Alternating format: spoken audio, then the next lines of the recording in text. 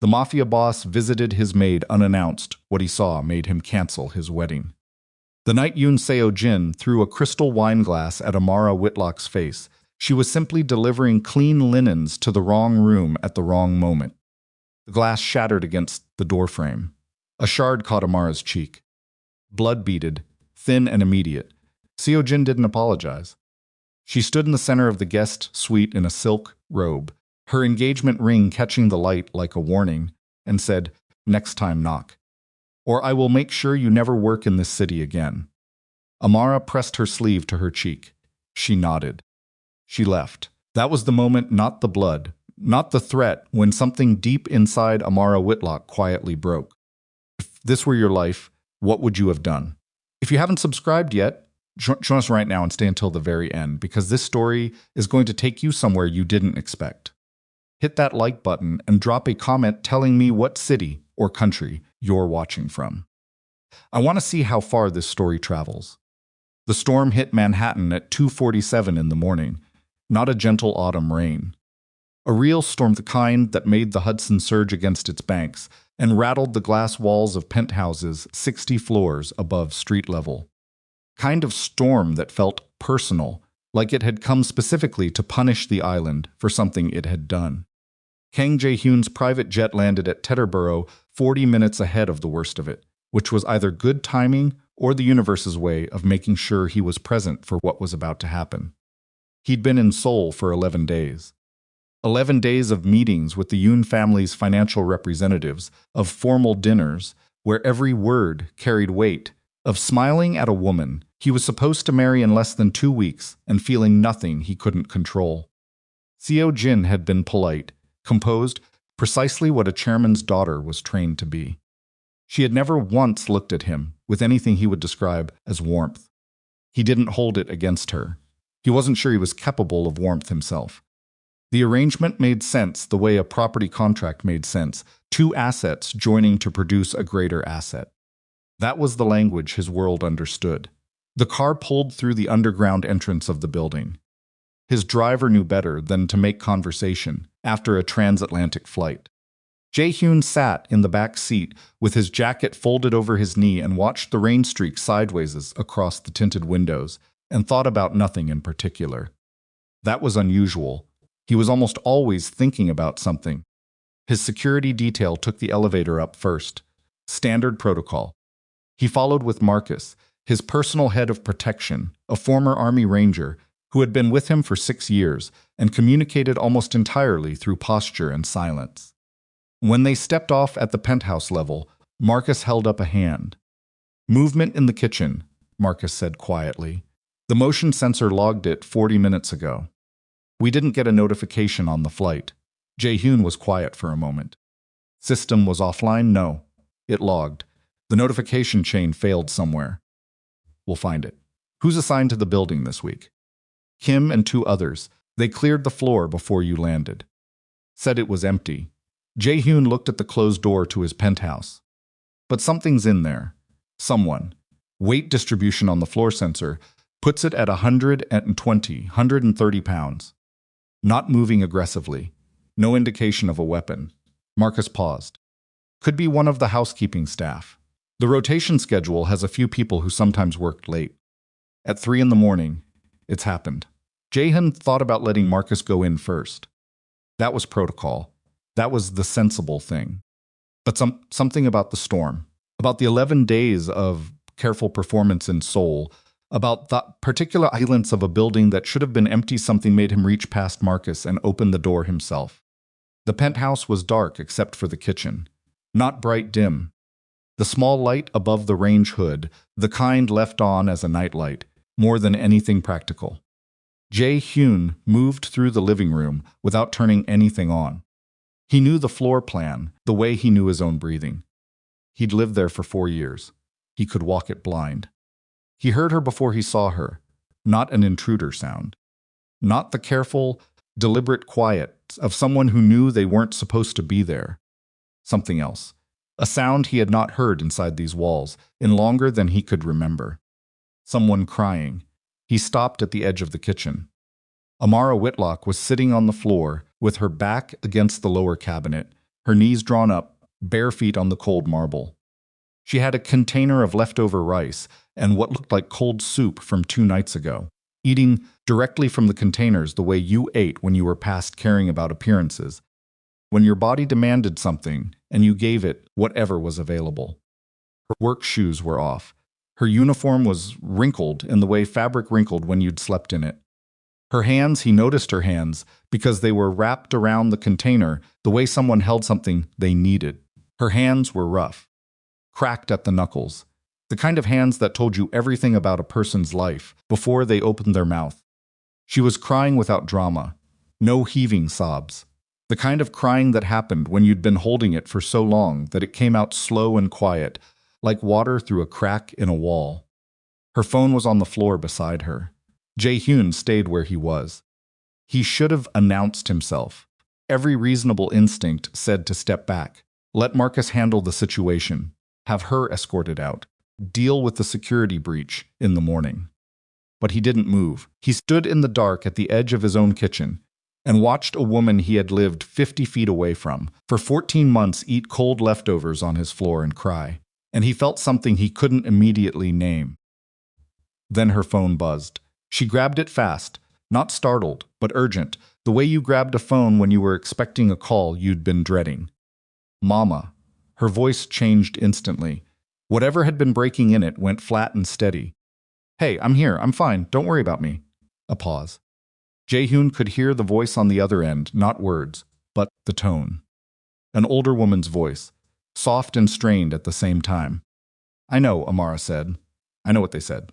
I'm working on it. Another pause. Mama, please don't cry. Please don't, I've got it handled. You hear me? I've got it. Her hand had tightened on the phone until the knuckles went pale. The important thing right now is you resting. That's it. That's your only job. I'll take care of the rest. A long silence. I love you. I'll call you in the morning. Get some sleep. She put the phone down. She pressed the back of her hand against her mouth. And then she sat there on the cold marble floor of a 60-story Manhattan penthouse, in a borrowed room in a borrowed life, with cracked hands and cold food and an enormous weight on her shoulders that was visible even from a distance. And for a moment she just breathed. Jae-hyun stepped into the kitchen. She saw him before he could say a word. The container hit the floor. She scrambled to her feet so fast. She knocked her shoulder against the counter, and the fear on her face was immediate and total, not the fear of a guilty person, not the calculated fear of someone caught doing something wrong, specific animal fear of someone whose only lifeline had just been threatened. Mr. Kang, I'm so sorry, I know I shouldn't be. The late shift ran long and I was going to clean up. I wasn't going to, please, I can explain. Stop. She stopped. He wasn't angry. He'd stepped into the kitchen without turning on the overhead light, and in the pale yellow glow of the range hood, he studied her face. The dried tear tracks, the cut on her cheek a few days old, closing but not clean. The utter exhaustion in her eyes that no amount of professional composure could conceal at 3 a.m. Down, he said. I really think I should Amara. He said her name flatly. Not unkindly, but with the weight of a man who was rarely told no. Sit down. She sat. He pulled a stool from the kitchen island and sat across from her, still in his travel clothes, his jacket over one arm. He set it on the counter. He looked at her. How long have you been working out of the service quarters? He asked. Her jaw tightened. I don't know what the bed in there has been used. The small refrigerator has food in it that isn't on any of the provision orders. He watched her face. I notice things. I get paid to notice things. How long? She looked at the floor. About 3 months. You've been sleeping here. Only between shifts. I have 2 other positions. The overnight cleaning contract at the Mercer and mornings at a cafe on Lexington. I come here in between to sleep for a few hours before the next one. Jae-hyun was quiet for a moment. 3 jobs. He ran one of the most complex criminal financial networks on the eastern seaboard. He employed accountants, lawyers, strategists. He had missed the fact that the woman who cleaned his home was sleeping in his service quarters between 3 jobs because her other options had apparently run out. The phone call, he said. Your mother. Her head came up. Fear again, but different now. I'm sorry. I know the personal calls during work hours are against. What's wrong with her? She didn't answer immediately. He watched her calculate, weigh what she knew about him against what she needed, weigh the risk of honesty against the risk of lying to a man who had just told her he noticed things. Spinal tumor, she said finally. T4 vertebra. It's been compressing the spinal cord for about 6 months. They caught it late because she kept telling the doctor she was fine. Her voice was even. Controlled. The voice of someone who had told this story enough times to get through it without falling apart. She needs surgery, the kind that takes a specific surgeon and a specific facility and a very specific amount of money. How much? She told him. He didn't react. He had spent more than that on a single evening's entertainment in Seoul last week, and the thought made something uncomfortable move through him. And when does she need it? The window for the surgery is approximately 12 days. After that, she stopped, pressed her lips together.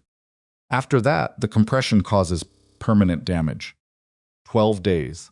Jae-hyun looked at her hands again, the cracks in the knuckles. Calluses at the base of her fingers. You've been working 3 jobs for how long? 7 months, and you're still short. She didn't say anything. That was its own answer. I'll cover the surgery, he said. All of it. The silence lasted 3 seconds. No, her voice was quiet, but it didn't waver. Tilted his head. In his experience, no one said no to money. Not real money. Not when they were sitting on his kitchen floor at 3 in the morning with cracked hands and cold rice. I'm sorry, I said no. She looked up at him, and for the first time he saw something in her eyes that wasn't fear. I know who you are, Mr. Kang. I've worked here for 14 months. I've seen the men who come to those meetings. I've seen what happens when someone owes you something. She exhaled slowly. I can't afford to owe you. Something shifted in the room. Jae-hyun studied her. In his world, the people who refused money were the ones who already had enough of it, or the ones who were trying to appear principled for negotiating leverage. Amara Whitlock had neither of those options available to her. She was refusing on the floor with cold food and a bleeding deadline, which meant she was refusing because she meant it. He hadn't encountered that in longer than he could remember. You think I'm going to collect on this somehow, he said. I think everyone collects, she said. Eventually. He leaned forward, elbows on his knees. What if I told you I wasn't everyone? I'd say that's exactly what everyone says. He almost smiled. He caught it before it fully formed, but it was close, and he hadn't come close to smiling sincerely in longer than he could account for.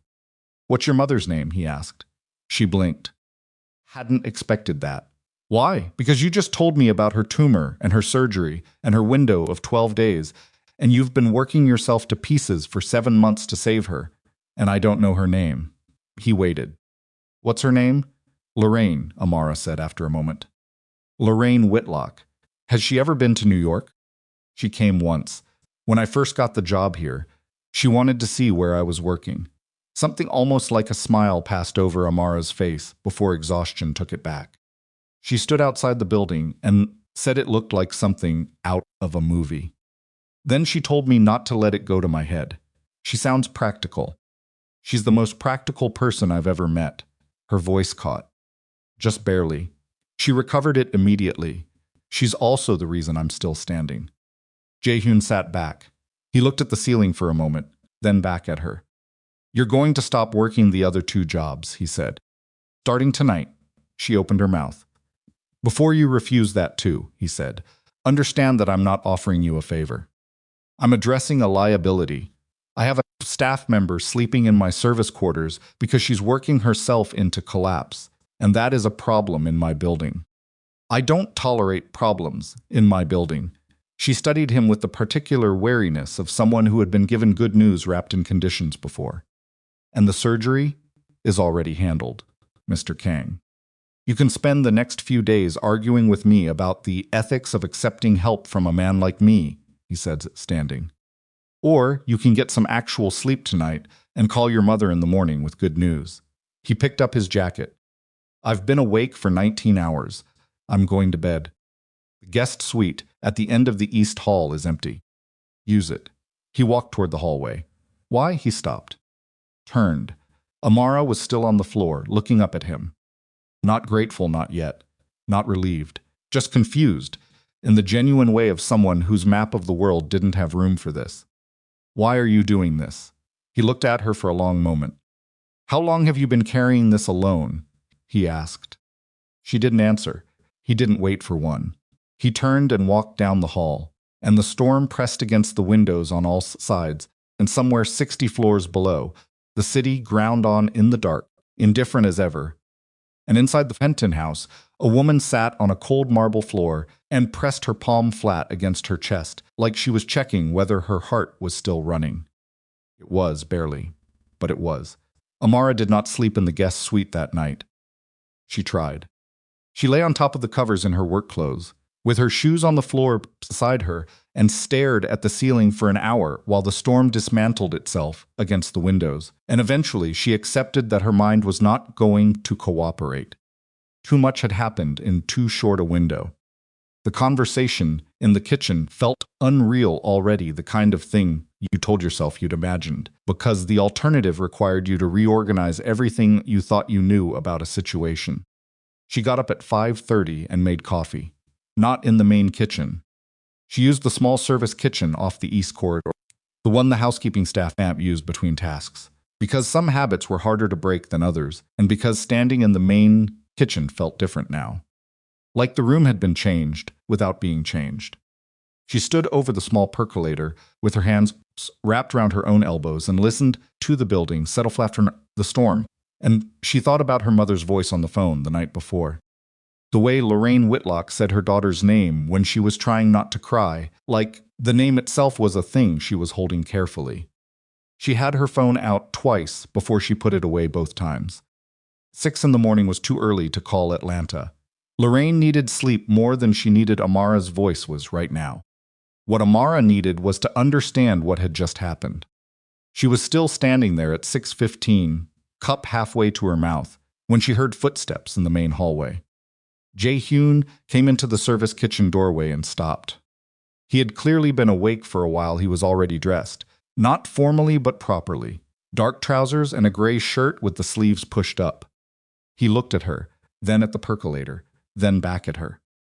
"There's a full espresso machine in the main kitchen," he said. "I know. The coffee from that thing tastes like hot metal." "I know that too." She lowered the cup.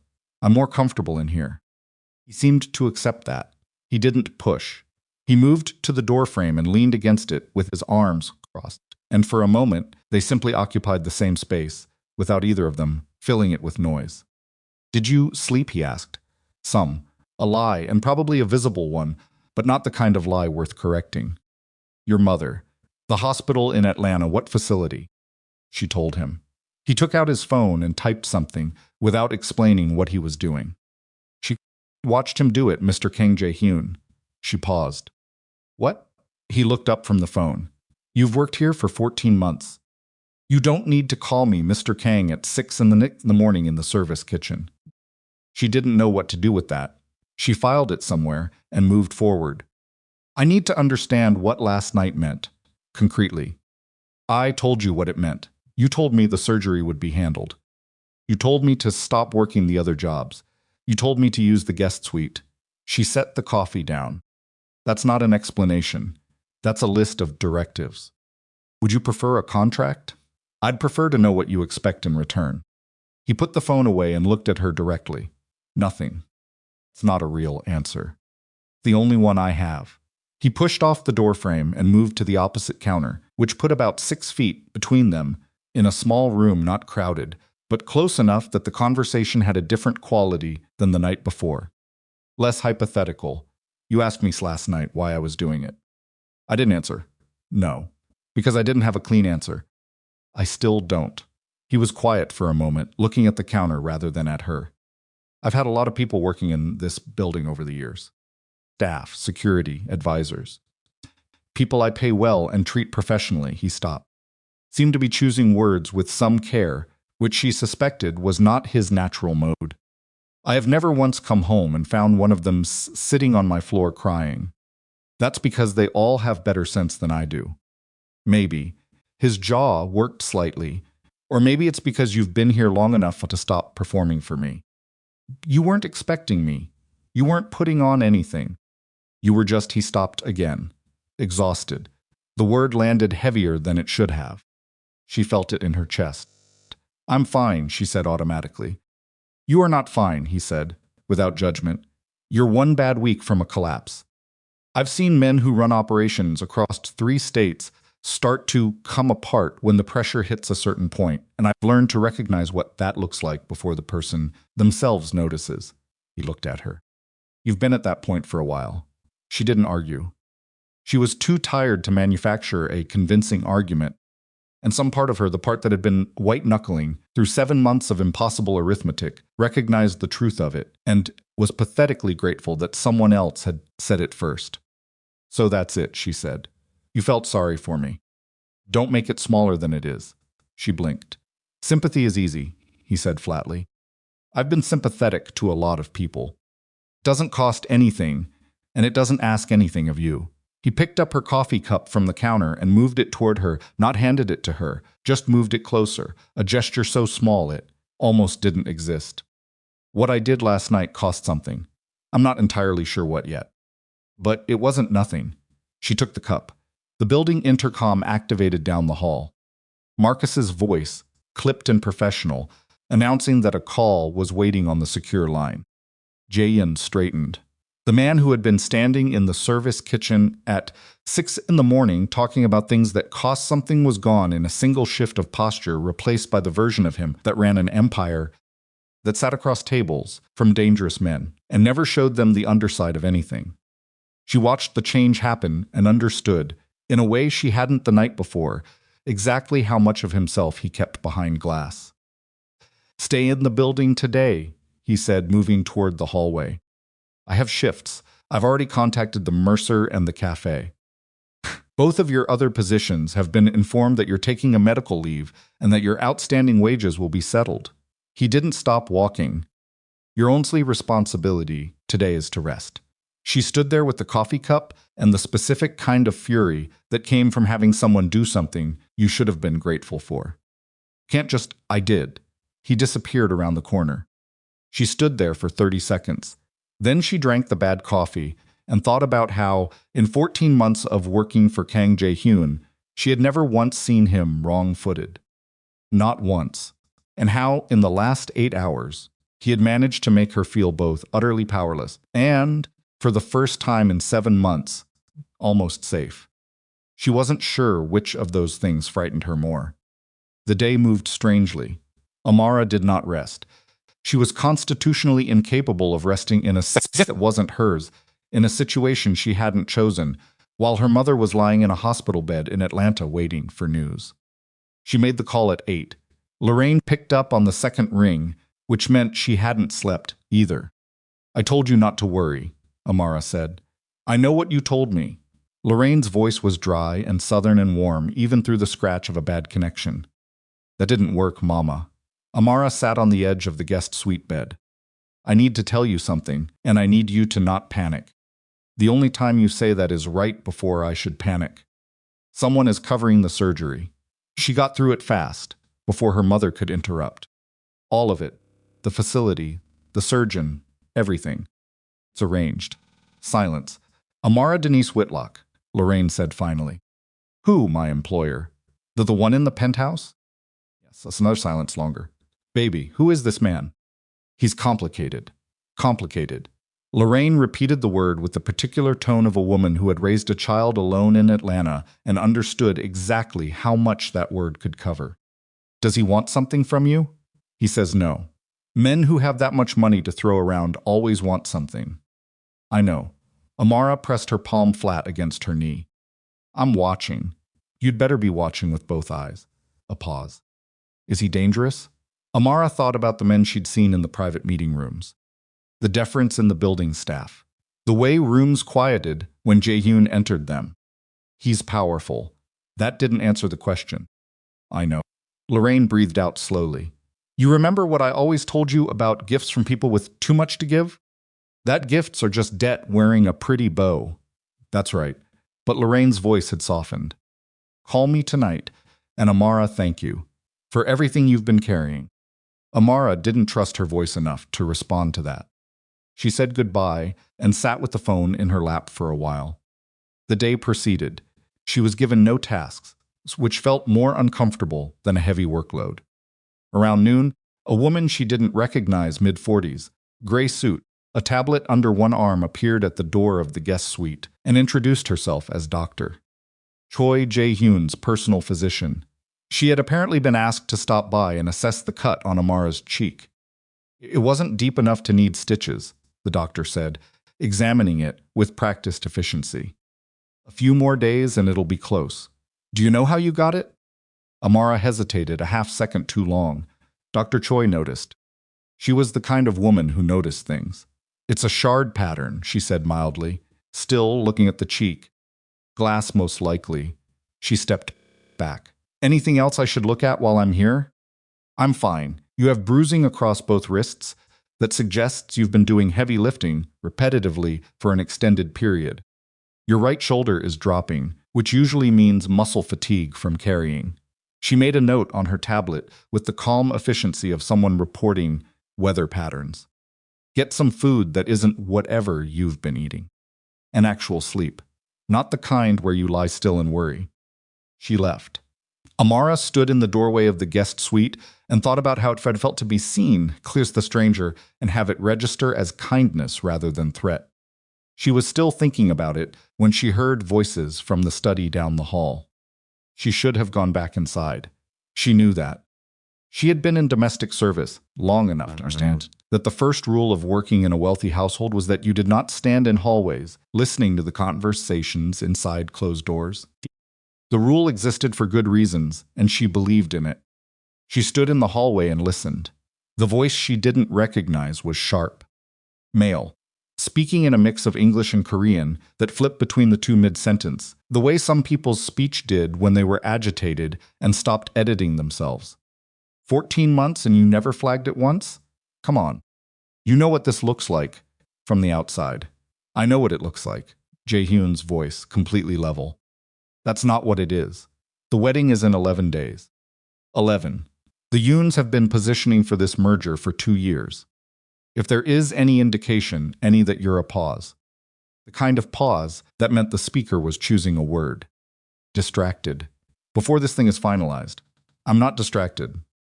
Then why is she in the guest suite? Silence from Jae-hyun. Her mother is ill, he said. She needed help. It has nothing to do with the Yoon arrangement. With respect, the other voice said, and the respect it was offered with was wafer. Then you don't bring the housekeeper into the guest suite because her mother is sick. You give her paid leave and a hospital recommendation. That's how this is done. What you did is something else. Do-won. Jae-hyun's voice dropped into a register Amara hadn't heard before. Quieter.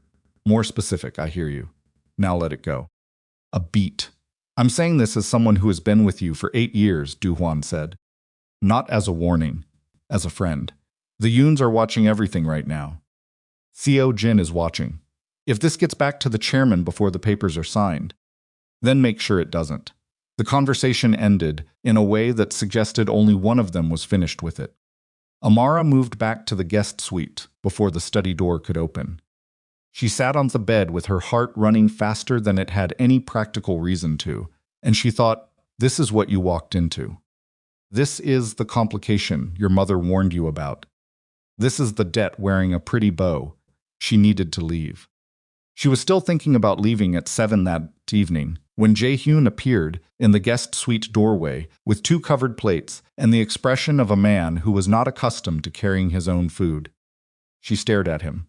I told them not to send anyone, he said. The kitchen staff goes home at 6. I'm aware. So I made something. He said it the way you'd report a minor operational failure. Factually. She looked at the plates. You cooked. I heated.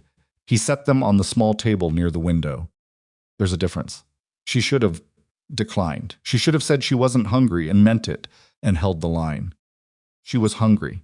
She had been continuously hungry for 7 months. And there was something so profoundly disarming about watching a man who controlled millions of dollars and the fear of a significant portion of the eastern seaboard set 2 plates down on a table with the careful attention of someone who had not. done this often, and was not entirely sure he was doing it right. She sat across from him. They ate. The city did its slow nighttime thing below them, and the storm's aftermath had left the sky clear enough that you could see further than usual, which in Manhattan mostly meant you could see the lights of New Jersey and feel complicated about it. The woman in Seoul, Amara said after a while. So-jin. He didn't look up from his plate. What about her?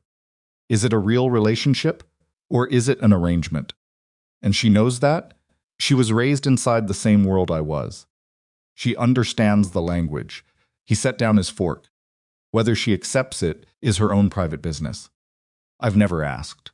Amara thought about that. That seems like something you'd want to know. It's not relevant to the purpose the arrangement serves. It's relevant to her. He looked at her. The particular weighted look of someone who had not expected to have a mirror held up in this direction. You think I'm being callous. I think you're being accurate, she said, which is sometimes the same thing. He held the look for a moment longer, then looked back out the window. She threw a glass at you, he said. 2 days before I left for Seoul. Amara went still. Dr. Choi has been my physician for 11 years, he said.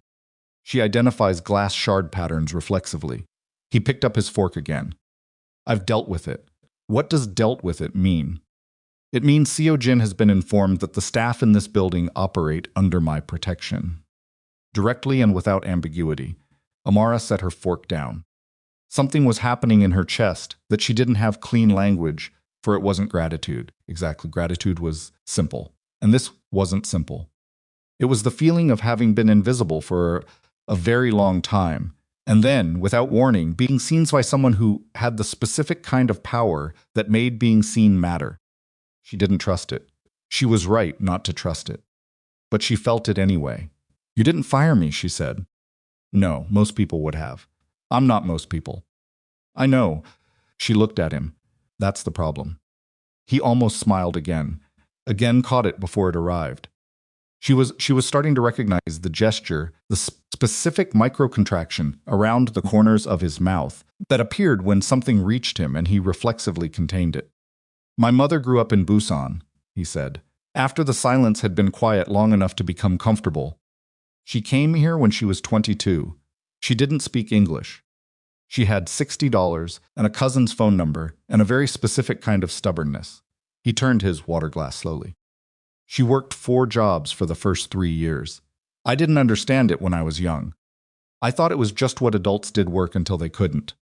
I didn't understand what she was working toward. Amara watched him. She wanted to own something, he said. That was it. That was the entire ambition. Just one thing that was hers and that nobody could take. Did she get it? A dry cleaning shop in Flushing. 1,200 square feet. Something moved through his face briefly. She ran it until she couldn't stand for more than an hour at a time. Where is she now? She died 6 years ago, flat. Not seeking sympathy. Just a fact reported accurately. I'm sorry. He shook his head once, not dismissing her condolence, but setting it aside gently. She never knew what I built, what the business became. He paused. I've spent a lot of time trying to decide whether that's a mercy. Amara was quiet for a moment. She sounds like she would have had opinions about it. Very loud ones. This time the almost smile made it further than before. Not full but present, real. They stayed at the table, long after the food was gone, and the conversation moved the way. Conversations moved when 2 people were both more exhausted and more desperate for genuine contact than either of them was prepared to admit. Meandering from territory to territory without a map, neither of them steering. She told him about Atlanta, about her mother's store Whitlock's Alterations, a sewing shop that had operated out of the same strip mall on Glenwood Road for 22 years. About growing up with the smell of steam and cut fabric and the sound of her mother's sewing machine as the soundtrack to every evening of her childhood. About the scholarship that brought her to New York and the scholarship that ran out, and the series of decisions, each one reasonable in isolation, that had produced the current situation. He told her about the specific loneliness of being feared. Not complained. Jae-hyun Kang did not complain. She could see that clearly. It wasn't in his architecture. But he described it with the neutrality of someone reporting a weather condition they'd simply learned to dress for, that once you reached a certain level of power, the people around you stopped being able to tell you real things. They told you what they calculated you wanted to hear. Even the honest ones edited themselves. Even the loyal ones performed loyalty rather than simply being loyal. "Duhwan," she said, "your right-hand man." He looked at her. "He was honest with you today," she said carefully. In the study, a pause. He didn't ask how she knew. He was honest, Jae-hyun agreed, and he was also protecting his own interests. Both things can be true, so you trust him. I trust him to be Duhwan, which is a specific kind of trust, not unlimited. She thought about that. Is there anyone you trust without limits? He looked at her for a long moment. The question sat in the space between them, with more weight than she'd intended when she asked it. "Not yet," he said. She should have left it there. She sounded like green wood splitting. She should have let the evening wind down, excused herself, gone to bed and tried to sleep and thought clearly in the morning about everything she was walking into. Instead, she said, "You're lonely." He went very still. Not offended, not guarded, something else. The specific stillness of a person who has been told an accurate thing by someone who had no reason to say it for their own benefit. "Yes," he said. One word. No performance around it. Just the truth, plain and exhausted and real, from a man who had spent years building walls of power and influence that had apparently done an excellent job of keeping everything out that he'd wanted to keep out, and also everything he hadn't meant to lose. Amara felt something shift in her chest. She recognized it. She'd felt it before, not with him, not with anyone like him, but the feeling itself was not new. It was the feeling of a line being crossed that you couldn't recross. The moment when another person stops being a category employer, complication, danger, and becomes simply themselves. She did not cross the room. She did not reach for his hand. She simply looked at him across the table in the quiet of the high city, with the cleared sky behind him, and 11 days counting down like a clock with no snooze, and she said, "I see you." Not as a declaration, not as a promise, just as what it was, an observation from someone who had been invisible long enough to recognize it in someone else. Jae-hyun looked at her with an expression she couldn't fully read and wasn't sure she was supposed to. Then he stood, collected both plates, and said, very quietly, "Get some sleep." She did sleep that night. For the first time, in longer than she could accurately remember, she slept without setting an alarm, without calculating the hours, until the next shift, without running numbers in the dark. She lay in the guest suite, with city glowing faint through the curtains, and she slept like someone who had briefly, temporarily been allowed to put something down. She did not know that 11 floors below, Park Do-hwan was on the phone with someone in Seoul. She did not know what was being said. She did not know that by the time she woke up the next morning, a photograph taken through a long lens, the two of them at the window table, the plates between them, specific equality of their attention to each other, was already moving through channels that led, eventually, to a man named Yoon Tae-sung. And she did not know that Yoon Tae-sung, upon receiving it, had looked at it for a long time without speaking, and then had said to the person beside him, "Find out who she is." She slept, and the city moved, and somewhere across the Atlantic, a machine that had been running smoothly for 2 years began, quietly and without announcement, to come apart. The photograph arrived on Jae-hyun's phone at 6:44 in the morning. Not sent by an enemy, sent by Do-hwan, with a single line of text beneath it, "This is already with the chairman." "I didn't send it. I need you to believe that." Jae-hyun sat on the edge of his bed and looked at the image for a long time. It was a good photograph, technically speaking, sharp focus, natural light from the window, the two of them at the table, with the plates between them and the specific quality of attention that told a story without requiring a caption. Whoever had taken it knew what they were doing. Long lens, elevated angle, probably from the building across the street. Professional equipment, the kind of setup that required advanced knowledge of where to point the camera. He set the phone down on the nightstand. He picked it up again, called Do-hwan. "How long has someone been watching the building?" he asked. before Du Huan could speak. I don't know. Du Huan's voice was tight. I'm running it now. The angle puts the shooter on the 14th floor of the Vantage building. I have someone there already. And the chairman received this when? Approximately 2 hours ago. My contact in Seoul says Tae-sung looked at it and didn't speak for 4 minutes. Then he made 3 calls. To who? 1 to his legal team. 1 to the shipping consortium. 1 to Seo-jin. Jae-hyun was quiet. She knows, Du-won said. Whatever Tae-sung told her, she knows there's a woman. She may not have a name yet, but she knows. She'll have a name by noon. Yes. He stood up, moved to the window. The city below was doing its indifferent morning thing, traffic building on the avenues, the Hudson flat and gray in the early light, helicopters moving south along the river. Everything exactly as it had been the day before, and the day before that, the machinery of 11 million lives grinding forward, with total disregard for the specific catastrophe, assembling itself 60 floors above street level. The accounts, Jae-hyun said. The joint operating accounts with the Yoon family. How quickly can we move our portion? Silence on the line. Du Huan, you're asking me how quickly we can dismantle a 2-year merger arrangement.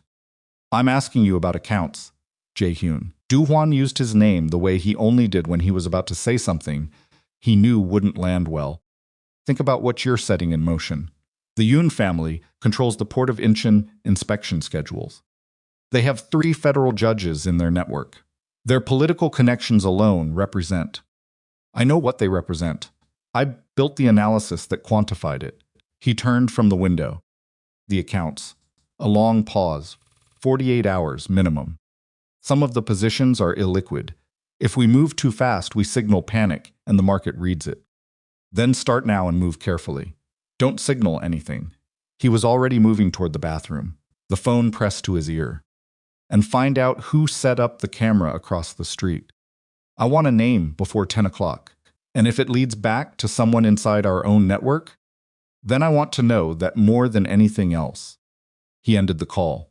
He stood at the bathroom sink and looked at himself in the mirror with a particular clarity that came from bad sleep and worse news, and he thought about the photograph. Not the content of it, he'd already processed the content and its implications and was moving past it. He thought about the logistics. Someone had known he was back in the city. Someone had known which window. Someone had set up equipment in advance, which meant the photograph wasn't opportunistic. It was planned. Someone had been waiting for him to do exactly what he'd done, which meant someone had known before he did that he was going to do it. He needed to think about that. Amara was in the main kitchen when he came out, standing at the actual espresso machine this time, her back to the hallway. She'd found something to change into dark jeans. She lit a plain gray sweater, and her hair was pulled back, and she was concentrating on the machine with the focused attention of someone learning a new piece of equipment. She had a small notebook on the counter beside her, with what appeared to be financial figures written in columns, and his first thought involuntary, immediate was that she'd been working even on the morning she was supposed to rest. You found the machine, he said. She turned. Read his face in about 2 seconds. What happened? He put his phone on the counter and slid it to her. She looked at the photograph. He watched her process it, the brief confusion, then the recognition of what she was looking at, then the particular stillness of someone whose stomach had just dropped through the floor. Someone was watching, she said, from the building across the street. Set up in advance, she put the phone down slowly. Seo-jin's family. The photograph is already with Chairman Yoon. Seo-jin has been informed that there's a woman. He paused. She'll have your name shortly. Probably your mother's name as well. Amara's jaw tightened. Not panic, something colder than panic. He watched her move through it in real time, the calculation behind her eyes, and was struck again by the quality of her mind under pressure. Most people scattered. She consolidated. My mother is in a hospital in Atlanta, she said. I've already made calls. There will be security on her floor before 8 o'clock. She looked at him. You anticipated this. I anticipated the possibility. He pulled a stool out from the counter and sat, because this conversation needed to happen at the same level and not across a power differential. There's something else. She waited. The camera setup required advance information. Whoever positioned the shooter knew I was returning from Seoul, knew which apartment, knew which window had line of sight. That's not intelligence you gather in 12 hours. He looked at her steadily. Someone with access to my schedule and building layout gave it to them. She understood what he was saying. He could see it register. Someone inside your organization, she said. Yes. She looked at the notebook on the counter, then back at him. Have you told Do-won? I've asked him to find the source. And if it's Do-won, he held her gaze. Then we have a larger problem than I've outlined. The elevator at the end of the hall opened. Do-hwan walked in faster than his normal pace, which meant something had moved. He was a compact man, early 40s, the kind of physical stillness that came from years of training himself not to telegraph anything. But his jaw was tight and his eyes went straight to Jae-hyun. We have a problem, he said. Multiple problems. The shooter, name is Choi Byum-soo. He's freelance. Seoul-based, sometimes New York. He doesn't work for the Yoon family directly. Do-hwan stopped at the edge of the kitchen, looked briefly at Amara, and made the decision to continue. He works for an intermediary. The intermediary has been doing business with someone in our network for approximately 4 months. 4 months, Jae-hyun repeated. The account trail is careful, but it leads to an internal source.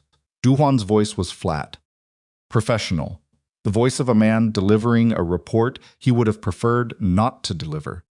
It leads to Kim Sung-woo. Jae-hyun went very still. Kim Sung-woo, head of building security, 11 years.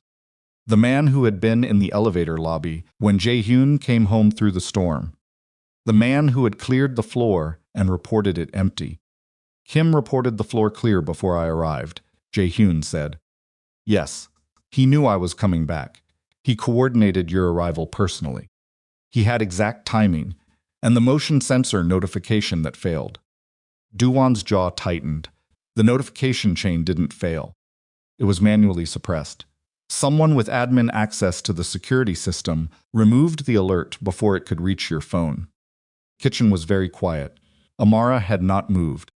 She was standing with one hand flat on the counter, and she was looking at Do-hwan with an expression Jae-hyun couldn't immediately categorize.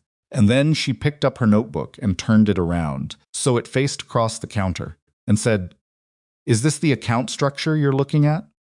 Both men looked at the notebook. She had drawn a flowchart in the margins of her financial notes and scans. 4 columns, arrows between them. 2 of the column headings had question marks. I've been looking at the household expense accounts for the last 3 months, she said. As part of my work here, there are disbursements I flagged as irregular small amounts, never the same number twice, always routed through the building maintenance budget. She pointed to a figure. This pattern. I thought it was an accounting error. I was going to ask about it next week. Do-won took the notebook, looked at it for 10 seconds. His expression did not change in any way that would have been visible to a stranger. But Jae-hyun had known him for 8 years and saw the micro-shift around his eyes. This maps to the intermediary account, Do-hwan said quietly. Yes, Amara said, I think so. You found this in the household accounts. Small disbursements are easy to overlook in large household budgets. They're usually categorized under maintenance or incidentals. The pattern only becomes visible if you track them across a long enough window. She looked at Jae-hyun. I've been doing the household budget tracking for 8 months. I noticed the pattern about 6 weeks ago. Why didn't you report it? Jae-hyun asked. Not accusatory, just direct. I didn't know what I was looking at. I still don't, completely. I just knew the numbers were wrong in a specific way. Wrong numbers that repeat themselves are usually intentional. Do-hwan set the notebook on the counter and looked at Jae-hyun. The look communicated several things without any of them being said out loud. Where is Kim now? Jae-hyun asked. Building morning shift. Bring him up. Jae-hyun glanced at Amara. She stays, Jae-hyun said. She found it. She's in it now regardless. He looked at Amara. Unless you want to leave. She looked back at him. I'll stay. They waited 8 minutes. Kim Sung-woo was 53 years old, broad through the shoulders, the kind of man who had spent decades learning to stand correctly in rooms where standing correctly mattered. He walked into the kitchen with the composure of someone who did not yet know what specific information had arrived, which told Jae-hyun something he hadn't been warned. Whoever his contact was hadn't had time to reach him. He saw Jae-hyun's face and stopped. "Sit down," Jae-hyun said. Kim sat at the kitchen counter. He looked at Do-won, at Amara, back at Jae-hyun. His composure was excellent. Professionally excellent, the kind that had been practiced so many times it had become structural. "The notification suppression on the security system 3 nights ago," Jae-hyun said. "Walk me through what happened." There was a system update running. Temporarily interrupted the notification chain. Kim's voice was steady. "I filed a report with the tech team. There was no system update," Do-hwan said. "I pulled the logs at 5 a.m. this morning. The suppression was a manual override, using your admin credentials. Executed at 2:31 a.m. A pause. 2 seconds. Not long, but long enough. Someone must have accessed my credentials," Kim said. "No one accessed your credentials," Do-won said. "The log shows biometric confirmation. Your fingerprint." The composure cracked. Not dramatically, Kim was too experienced for that. But something behind his eyes shifted in the way things shifted when a calculation had just gone wrong, and there was no remaining path that didn't pass through the truth. Jae-hyun watched him. He had sat across from liars for 20 years. He knew the specific moment when a person accepted that the lie was no longer functional, and he was watching it happen now in real time across the face of a man he had trusted for 11 years. "How long?" Jae-hyun asked. Kim looked at him. "How long have you been feeding information to the Yoon family?" The silence lasted longer than it should have. 4 years, Kim said finally. The number hit the room like something physical. Do-hwan's breath shifted. Amara's hand tightened on the counter. 4 years. Not 4 months. The disbursement trail Do-hwan had found went back 4 months, but that was simply the most recent payment structure. 4 years meant Kim had been operating inside Jae-hyun's security apparatus with full access to building systems, schedule information, personnel records, and physical layouts, while simultaneously serving as an intelligence asset for the family Jae-hyun was about to go to war with. "The merger negotiations," Jae-hyun said. His voice had not changed in pitch or volume. That was the most dangerous version of his voice, and Kim knew it. "You've been feeding them our positions." "I've been feeding them information they already had access to through legitimate channels," Kim said. "Nothing that compromised operations. Nothing that got anyone hurt." The photograph last night. Kim's jaw tightened. "I was told it was for insurance. To document the situation in case the merger fell through." Insurance for who? For the Yoon family. And when it fell through, Jae-hyun said slowly, "What was the plan for that insurance?" Kim didn't answer. Was Amara the plan? The question came out very quiet. Was putting her in the frame the purpose? Make it look like I was compromised? Force me to either go through with the wedding or face a war I'd be seen to have started over a woman I was keeping in my penthouse? Kim looked at the counter. "Answer me," Jae-hyun said. "Yes," Kim said. Do-hwan moved first. Jae-hyun raised one hand and he stopped. "Did you know about Amara specifically?" Jae-hyun asked. "Before I came back from Seoul, I knew she was working here. I knew her financial situation." Kim's voice had gone flat and low. The voice of a man who had decided, somewhere in the last 30 seconds, that he was past the point of managing outcomes. Tae-sung identified her as a potential vulnerability 8 months ago. He thought if she became personally significant to you, she could be used as leverage. 8 months ago, Jae-hyun said. She'd been here 6 months. Yes, you've been surveilling her for 8 months. Monitoring, not surveilling. You reported her financial situation to the Yoon family. Her financial situation was already visible through normal records. You reported her mother's illness. A pause. Yes, Kim said. Amara made a sound. It wasn't loud. It wasn't dramatic. It was the sound a person made when something they had almost begun to trust revealed itself as a different thing and in the room. And it was the most devastating sound in the room. Jae-hyun did not look at her. He kept his eyes on Kim. The surgery, he said. The timing of the tumor.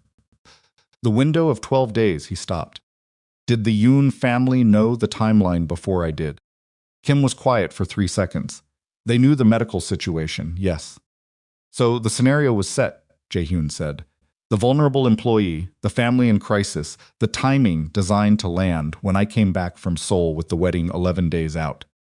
They expected me to. He stopped. Something moved across his face briefly, and then it was gone. They engineered the moment. They identified the conditions, Kim said carefully. They didn't manufacture them. Her mother's illness is real. Her financial situation is real. They simply made sure I knew about it at the right moment. Yes. The kitchen was so quiet that the ambient noise of the city 60 floors below was audible, distant, indifferent, ongoing. Jae-hyun stood. He walked to the window, stood with his back to the room. Outside the city had reached full morning, the avenues choked with yellow cabs, the sky between the buildings a particular shade of cold blue that Manhattan produced exclusively in October. He looked at it for a long time. The Yoon family had spent 4 years building an asset inside his security team, had spent 8 months profiling Amara Whitlock, had identified the specific combination of circumstances, her financial desperation, her mother's illness, her presence inside his building that would most likely produce a personal connection, had arranged for him to discover it at the precise moment it would create maximum damage to the merger negotiation, and had a photograph ready within 48 hours of his return. They hadn't been afraid of the merger falling through. They had been preparing for it, which meant the merger was never the primary objective. He turned back to the room. The shipping consortium, he said to Do-hwan. The routes that were supposed to transfer under the merger agreement. Do-hwan's eyes sharpened. Yes. If the merger dissolves in circumstances where I appear to have broken faith personal scandal, a woman installed in my building, the wedding cancelled on my side. Consortium sides with the Yoon family, Do-hwan said slowly. Because the optics put the fault with us, and we lose the routes regardless. Without the alliance, without the political cover, without Jae-hyun stopped. Looked at the ceiling for a moment. We lose more in the collapse than we would have gained in the merger. That was the design, Kim said, from the counter. He sounded almost relieved to say it.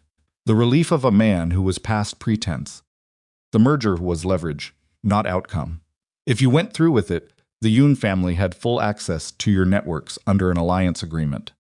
If you broke it under scandalous circumstances, they took the consortium and the political connections and left you holding the reputational damage. He paused. Either way, they won. Except, Amara said. Every head in the room turned to her. She was still standing at the counter, one hand flat on the surface, and she looked steadier than anyone in the room, had a right to look, given what had just been said. Her voice was even, not cold, but contained the voice of someone running a calculation they hadn't finished yet. Except the scenario only works if Jae-hyun responds the way they predicted he would, she said. If he panics. If he makes the wedding decision reactively under pressure, in circumstances that look compromising. She looked at Jae-hyun. They designed the moment to make you act from emotion. To make the photograph look like evidence of something you were hiding. And if I'd been a different kind of man, Jae-hyun said, it would have worked. It still might work, Do-hwan said quietly. The photograph is out. The chairman has it. Seo-jin knows there's a woman in your building. The consortium partners will hear about it within. He checked his watch. We're already past the point where we control the narrative. Jae-hyun looked at Amara. She looked back at him with the eyes of someone who understood, more clearly than she had 20 minutes ago, that whatever she had walked into on the night of the storm was considerably larger and more dangerous than a lonely man and a quiet kitchen and a question about how long she'd been carrying something alone. She had been a piece on someone else's board. So had he. The difference was he'd had 4 years to be played without knowing it, and she'd had 8 months, and they had both arrived at this moment without choosing it, which meant the next move was the first one. Either of them was making freely. His phone rang. He looked at the screen, Yoon Tae-sung, the patriarch himself, not a representative, not a legal intermediary, not Seo-jin. The chairman, calling at 8:17 in the morning, which meant this conversation had been planned, timed, and scripted before the phone ever rang. Jae-hyun picked it up. Chairman, he said. Jae-hyun, Taesung's voice was warm, in the way expensive leather was warm, beautiful surface, cold underneath. I hope the flight from Seoul wasn't too difficult. You must be exhausted. I'm well rested, Jae-hyun said. Thank you. A pause brief, testing the temperature. I've been sent something this morning that concerns me. I'd rather hear your perspective directly than draw conclusions from a photograph. I appreciate that. The woman in the image. She's your housekeeper, I understand. She's a member of my household staff, yes. The intimacy of the photograph is open to interpretation. Then I'd recommend not interpreting it. Another pause. Longer this time. Jae-hyun, Seo-jin is my daughter. The wedding is in 11 days. Whatever private arrangements you maintain is your own business. I'm not a naive man, but the optics of this, at this specific moment.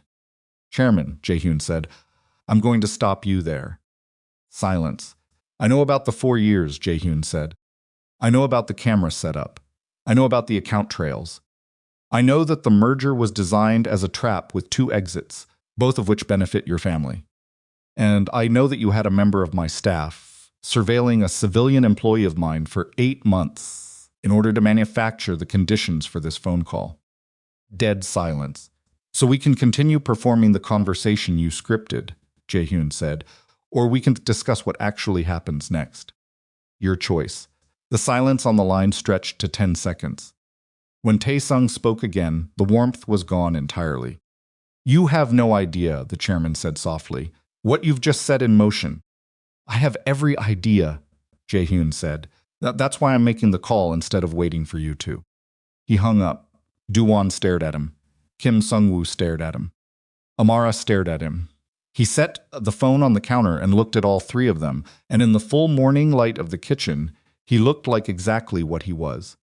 A man who had just deliberately stepped off the edge of a cliff because the alternative was letting someone else push him. Do-won, he said, start moving the accounts, all of them. And I need the consortium contact list, every partner, every intermediary, every elected official who has ever taken money from either family. I want the full picture. You're declaring war, Do-won said. Not as an accusation, just marking the moment. I'm defending position. He looked at Amara. Your mother's security team has been doubled. The hospital floor is locked down. No one gets near her without direct authorization from me. He paused. I'm sorry. You were used to build this. That's on me, I should have seen it coming, and I didn't. She looked at him for a long moment. I need access to the full financial network, she said. Not the household accounts, the operational accounts. Everything. He tilted his head. Why? Because you just told Taesung you know about the account trails, which means his legal team is already moving to obscure or destroy those records. You have maybe 6 hours before the evidence trail goes cold. She held his gaze steadily. I found a pattern in household disbursements with 8 months of data and a notebook. Give me the full network in real time, and I'll find every wire he's ever touched. Do-hwan looked at Jae-hyun. Jae-hyun looked at Amara. The housekeeper from Atlanta with the cracked hands and the cold leftovers and the unshakable instinct for numbers that looked wrong in a specific, intentional way. The woman who had been put on a board as a pawn and was now, in the full light of morning, looking at him like she intended to become something else entirely. Give her access, Jae-hyun said, and the war that had been quietly assembling itself for 4 years, finally openly began. The first retaliation came at 9:52 in the morning. Not violence, something more surgical. 3 of Jae-hyun's legitimate business entities, a property management company in Midtown, a logistics consultancy in Newark, and a hospitality group with 4 Manhattan locations, received simultaneous notifications from the New York State Department of Financial Services, indicating that their operating licenses were under review pending. An investigation into irregular financial reporting. The notifications were dated 4 days prior. They had been held and released now, within 90 minutes of Jae-hyun hanging up on Chairman Yoon. Do-hwan brought the notifications on his tablet and set it on the dining table where Amara had already built a working station out of a laptop, her notebook, and 3 separate printed account ledgers that Do-hwan's assistant had produced from the secure file room. She had her sleeves pushed up and her hair tied back, and she was working with the focused velocities of someone who understood that the clock was not abstract. Financial services, Jae-hyun said, looking at the notifications. Tae-sung has had a contact in that office for at least 3 years, Do-hwan said. We knew about the contact. We didn't know he'd weaponize it this fast. He had these ready. Yes, he expected the call to go the way it went.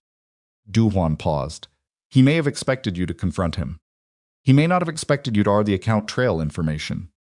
The speed of the response suggests he moved to the contingency plan immediately after you hung up, which means he didn't waste time on the primary plan.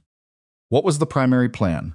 I think the primary plan was for you to deny everything and proceed with the wedding under pressure. The licenses would have been the lever, agree to the terms, or watch the legitimate businesses collapse one by one. Do-hwan set the tablet down. What you did instead was tell him his lever was visible, which meant he lost the element of surprise, so he deployed everything at once.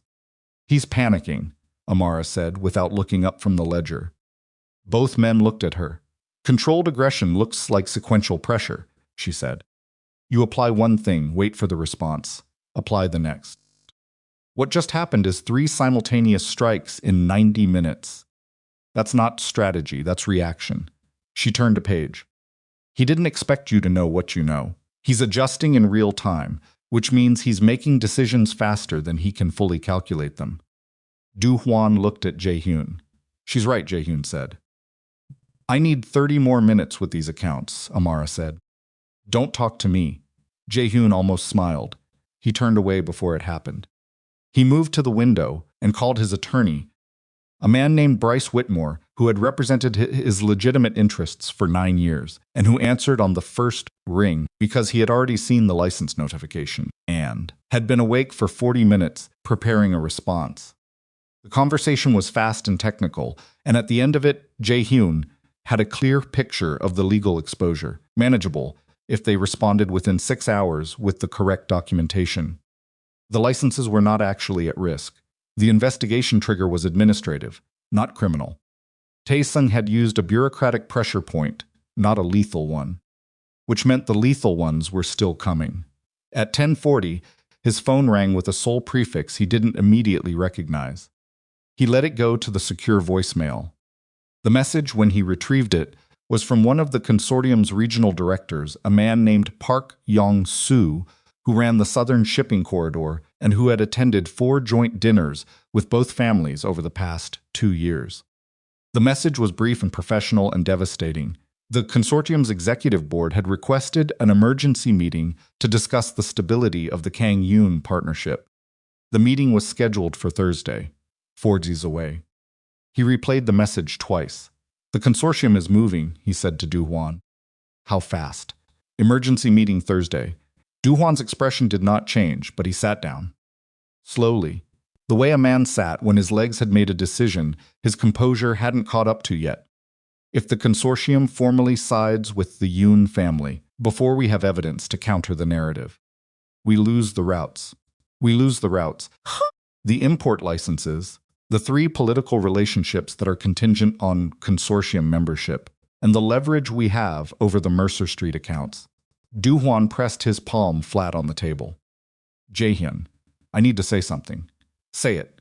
We can still pull back from this. The photograph, we can manage the optics. Issue a statement through the legal team. Reframe it as a welfare visit. Distance the situation from anything personal. If you appear at a public event with Seo Jin before the end of the week. No, I'm not asking you to. I know what you're asking. Jae-hyun's voice was flat. The answer is no. Do-hwan leaned forward. Then tell me you have a plan that doesn't end with us losing half of what we've built in the last 8 years. Because, from where I'm sitting, I have the beginning of a plan, Jae-hyun said. Give me the rest of the morning. You have until Thursday. Then stop talking and let me work. Do-hwan stood. He was angry, not the explosive kind, the compressed kind, the kind that a disciplined man carried in the set of his shoulders and the precision of his movements. He walked to the far end of the room and made his own calls, and Jae-hyun turned back to the window and thought. The problem was information asymmetry. Tae-sung had spent 4 years building an intelligence picture of Jae-hyun's operation. He knew the account structures, the personnel, the political relationships, the pressure points. He had used that information to design a scenario with no clean exit. The merger trap, the photograph, the license strikes, the consortium meeting, all of it assembled from intelligence that Kim Sung-woo had been feeding across 11 years of proximity. 11 years. Jae-hyun did not let himself feel that fully. There would be time for it later. Right now, it was data. Kim had access. Kim had fed information. The question was what Kim had and hadn't fed, because there were things inside Jae-hyun's operation that had never gone through building security channels. Things that existed only in his own records and Doo-won's. Jae-hyun. Amara's voice sharp. Come look at this. He crossed the room in 4 steps. She had the ledger open to a page of transaction records, her finger tracking down a column of figures. This account. It appears in the household records as a maintenance reserve money set aside for building repairs, equipment replacement, that kind of thing. The balance fluctuates normally, money in and out on a regular basis. Nothing unusual on the surface. But the outflows don't match any invoices in the building management records I have access to. The money leaves the account, and the corresponding vendor records don't exist. She looked up at him. It's not a maintenance account. It's a pass-through. Money comes in from the operating accounts, sits here long enough to look routine, and leaves through vendors that don't exist. To where? That's what I can't see from here. The outflows are to a holding account that I don't have records for. She turned the ledger so he could see it. But the pattern of the amounts, look at these numbers. He looked. She was right. The amounts were not random. They were calculated specific, irregular on the surface, but carrying an internal logic if you knew what you were looking for. The pattern of a man who was careful, but not careful enough, over a long enough window. Kim was running money out of the operating accounts, Jae-hyun said. For at least 3 years based on this data, possibly longer if there are earlier ledgers. She held his gaze. This is not just information payments. These amounts are too large for intelligence work. This is financial extraction. Someone has been skimming from your operating accounts using the maintenance reserve as cover. How much? She had already run the calculation. She had a figure written in the margin of her notebook, circled twice. He looked at it. Over 3 years, she said quietly. Give or take. He straightened up. Doo-hwan was across the room, still on the phone. Jae-hyun looked at him, and then away, and then he went to the kitchen and stood at the counter with his hands flat on the cold surface, and breathed through the specific feeling of having been robbed slowly and skillfully over 1,000 days by. Someone who sat 3 floors below him every morning and told him the building was secure. He gave himself 60 seconds. Then he went back to the table. Can you trace the destination account? He asked Amara. Not with what I have here. I need access to the external bank records, and I'd need someone with legal authority to pull them, or a forensic accountant who knows how to… Bryce, he said, already pulling his phone, my attorney. He has a forensic team. If they move fast enough, before the accounts are closed. He was already dialing. The next 2 hours were the kind of controlled chaos that looked, from the outside, like several people sitting at tables with phones and laptops. The internal reality was the sensation of running at full speed through a space where the floor kept changing height. Every call produced new information that required immediate recalibration. Every answer opened 2 new questions. And underneath all of it was the constant pressure of the clock, running toward Thursday. Bryce's forensic team identified the destination account at 12:30. It was a shell company registered in the Cayman Islands with a beneficial ownership structure that pointed through 3 layers of nominee directors to a holding entity in Seoul. The holding entity had a single active authorized signatory. It was not Yoon Tae-sung, it was Seo Jin. Doo-hwan received the information standing up and read it twice, and then set the document down and looked at the ceiling for a moment, with the expression of a man revising a significant portion of his worldview. She wasn't a passive party to this, he said. No, Jae-hyun said. She's been running the extraction account herself. For 3 years. Which means she knew about Kim for at least 3 years. Which means Doo-won stopped. Which means the marriage was her idea, Jae-hyun said. not her father's. Or not only her father's, she had her own position to build. Marrying me gave her access to the accounts she'd already been stealing from. Legitimate access through the marital asset structure. She was going to own a piece of it legally. After owning a piece of it illegally for 3 years, he paused. Her father may not know about the extraction account.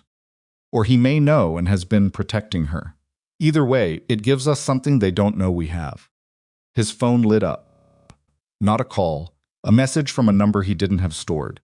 The message was 4 words, "We need to talk." He turned the phone so Du-hwan could see it. Du-hwan's jaw tightened. "Seo-jin, yes, don't." She reached out to me. She reached out because she knows you found something. She's trying to control the damage. Du-hwan's voice was hard. Don't give her the conversation. Don't give her any information about what we know. I don't intend to give her information, Jae-hyun said. But I want to know what she thinks I know. There's a difference. He typed back lobby bar. 4 o'clock, come alone. A sound like green wood.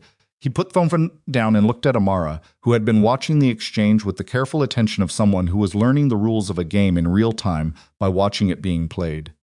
You're going to meet her, Amara said. Yes, she looked at the table. At the ledgers. At the document with Seo-jin's name on the holding entity. Then she looked back at him. She knows about me. She'll use it. She'll try. Be careful. The words came out before she'd finished deciding to say them. She looked briefly as though she regretted the instinct, then held it. She's not just angry, she's frightened. Frightened people make moves that don't follow a pattern. I know. Do you? He looked at her. It was a genuine question, not a challenge, and it deserved a genuine answer. I know it better than I should, he said. He left for the meeting at 3:40. Marcus rode down in the elevator with him and positioned himself at the lobby bar entrance, while Jae-hyun went in alone, which was what alone meant, in his world alone with backup, 12 feet away. Seo-jin was already there. She was sitting at the far end of the bar, with a glass of water she hadn't touched, and she was wearing dark clothes and no jewelry except the engagement ring, which she had apparently chosen to keep on for this specific conversation. She looked like what she was, a woman who had grown up inside a criminal dynasty, learning to present herself as a decoration while operating as a mechanism. She was 31 years old, and she was composed, and she was furious, and she was afraid, and she was trying to only show him the composure. He sat across from her. Neither of them spoke for a moment. You found the account, she said. Not a question. Straight to it. He respected that, even now. This morning, he said. She looked at her water glass. How much do you know? Enough. Does my father know? Not from me. Something moved across her face. Not gratitude too complicated for that. It was separate from his operation. He sanctioned the Kim arrangement. He doesn't know about the holding structure. So you built your own play inside his play. She looked at him. I was supposed to marry you and become an asset inside your organization. That was his plan for me. A piece on his board, her voice was even. I decided to have a plan of my own, by stealing from me for 3 years, by building a position. She said it without flinching. The same way you built yours, the same way every man in this world builds his, by taking what's available before someone else does. He studied her. There was something almost admirable in the audacity of it. Another time, another life, he might have respected it without reservation. And the woman in my building, he said. What was she in your plan? Seo-jin's jaw tightened, just slightly, a complication I didn't anticipate. You threw a glass at her face. I was angry. She had nothing to do with your operation. She was a civilian employee. She was sleeping in your building, and you were looking at her the way you have never looked at me. The composure cracked, briefly, and underneath it was something raw, not heartbreak exactly, but the particular anger of a person who had invested in a situation and watched it pay out wrong. I've been managing this arrangement for 2 years. I've sat across from you at 17 dinners. I've done every single thing my father trained me to do. And you looked at a housekeeper the way I've never once seen you look at me. He was quiet for a moment. I never pretended to offer you that, he said. No, she said. You never did. She picked up the water glass and set it down again. What do you want? The extraction account closed and the funds returned. And in exchange, I don't bring the holding structure to your father. She was still, working through the offer. And the wedding is not happening, he said. That's not a negotiating point. My father will escalate. Your father will escalate regardless. That's his nature. He leaned forward slightly. But you can choose what position you're in when he does. You can be the daughter who was humiliated by a canceled engagement, or you can be the woman who built a separate financial structure independent of his network. Those are different positions. She looked at him for a long moment. He could see her calculating, not the furious calculation of someone reacting, but the slow, precise calculation of someone who had been doing this since she was a child sitting at her father's table, listening to men make decisions about her future. You're protecting her, Seo-jin said, not accusatory. Almost wondering. You're actually doing it. Yes. She's going to get you killed, possibly. He stood. Close the account, Seo-jin, today. He left her at the bar. He was in the elevator going up when his phone rang. Do-won. He picked it up and knew from the first half-second of silence that something had happened. Talk, he said. Tae-sung moved faster than we calculated. Do-hwan's voice was controlled in the specific way it got when he was managing his own adrenaline. He's been on the phone with the consortium board all afternoon. He's not waiting until Thursday. He called an emergency session for tomorrow morning. 7 a.m. Seoul time. That's tonight here, 11 p. We have roughly 6 hours. What's the motion on the table? Formal dissolution of the Kang Jae-hyun partnership agreement. Full reallocation of consortium representation to the Yoon family on grounds of Do-hwan paused. On grounds of Kang Jae-hyun's demonstrated instability and breach of the good faith requirement of the partnership agreement. Breach of good faith. The photograph. The cancelled wedding. Confrontation call this morning. A pause. He's framed it as you losing control. He's telling the consortium board that you've become unpredictable. The elevator opened at the penthouse floor. Jae-hyun walked straight to the dining table where Amara was still working. She looked up and read his face. How bad? She asked. Consortium vote in 6 hours. He sat. If Tae-sung gets the majority, we lose the routes and the political cover simultaneously. She put her pen down. What do you need? Every piece of financial evidence we have, formatted clearly enough that a consortium board member who doesn't know our internal account structure can understand it in 30 minutes. He looked at her. I need to send something to 6 board members simultaneously that makes them understand exactly what Tae-sung has been running. If they see the manipulation, the 4-year intelligence operation, the license intimidation, the extraction account, if they understand that the instability in this partnership was engineered from his side, then the narrative flips, she said. You're not the unstable party. He's the one who built a 4-year deception inside a partnership agreement. Yes, she looked at the ledgers, the laptop, the account documents Bryce's team had sent through. She looked at all of it, and he could see her calculating what was possible in 6 hours with the materials she had. I need Do-hwan in here, she said, and I need your attorney on a live call. And I need someone to get me food, because I haven't eaten since 6 this morning. He stood immediately. Do-hwan is downstairs. I'll get him up. The food, I don't care what it is. Anything. She was already turning pages. And Jae-hyun, he stopped. When I find things in these accounts, and I will find things, you have to be willing to let me present them my way. Not filtered through a legal team trying to protect your other exposures. The board members need to see the raw picture. He understood what she was saying. She was asking him to let an outsider, technically still his housekeeper, technically the woman in the photograph, technically the centerpiece of the scandal being used to destroy him, present his financial evidence to the most powerful external board that governed his operations. It was the most exposed he had been in 20 years. Do it your way, he said. She nodded and went back to work. The next 5 hours were the kind that aged a person. Do-hwan came up and took the chair across from Amara, and for the first 20 minutes, he was visibly resistant, not hostile to her, but resistant to the situation, to the speed of it, to the fact that Someone outside the inner circle was moving through their most sensitive financial data with the familiarity of someone who had been doing it for years. Then she found a second extraction pathway he hadn't identified, routed through a subsidiary account in the Newark Logistics Company, and his resistance became something closer to attention. By 8 p.m., she had built a document, 31 pages.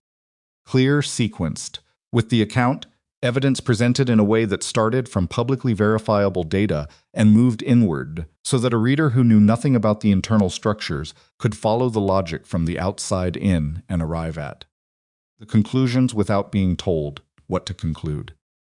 It was the work of someone who understood not just the numbers, but the psychology of presenting to the people who needed to believe they'd found the truth themselves. Jae-hyun read it twice. "This is good. It's accurate," she said. "Good is what the board decides. When did you learn to do this?" She looked up, tired, genuinely, visibly tired, the kind that 6 hours of concentrated work under extreme pressure produced. "My mother kept the books for the alteration shop for 22 years. She taught me double-entry accounting when I was 11. I used to sit at the counter after school and reconcile the weekly records." She rubbed her eyes with the back of her hand. "Numbers that don't balance eventually tell you why. You just have to be willing to look long enough." He looked at her for a moment. Then he looked at the document. "I'm sending this at 10, he said, with a cover message to each board member directly. Personal, not through an intermediary." "That's the right call," Doo-won said from across the table. He said it without hesitation, and Jae-hyun noted it the first time in 2 days that Doo-hwan had agreed with a decision without qualification. At 9:47, Jae-hyun's phone lit up with a message from a Seoul number he recognized as belonging to Park Yong-soo, the consortium's regional director. The message was 3 sentences. It said that the emergency session had been postponed by request of 2 board members who had indicated they needed more time to review material relevant to the motion. It said the new session was scheduled for Friday. It said nothing else. Doo-hwan read the message over Jae-hyun's shoulder. "Someone on the board already has information," Doo-won said quietly. "Someone reached out to them before we did." "Seojin," Jae-hyun said. Doo-won looked at him sharply.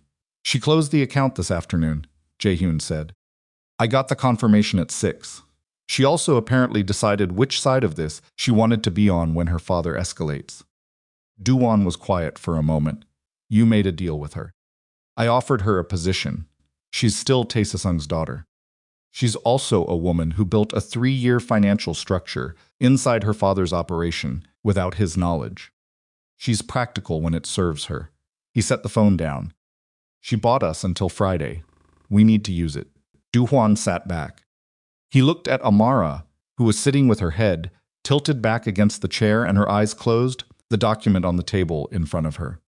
Not sleeping, just breathing, just being still for 60 consecutive seconds for the first time all day.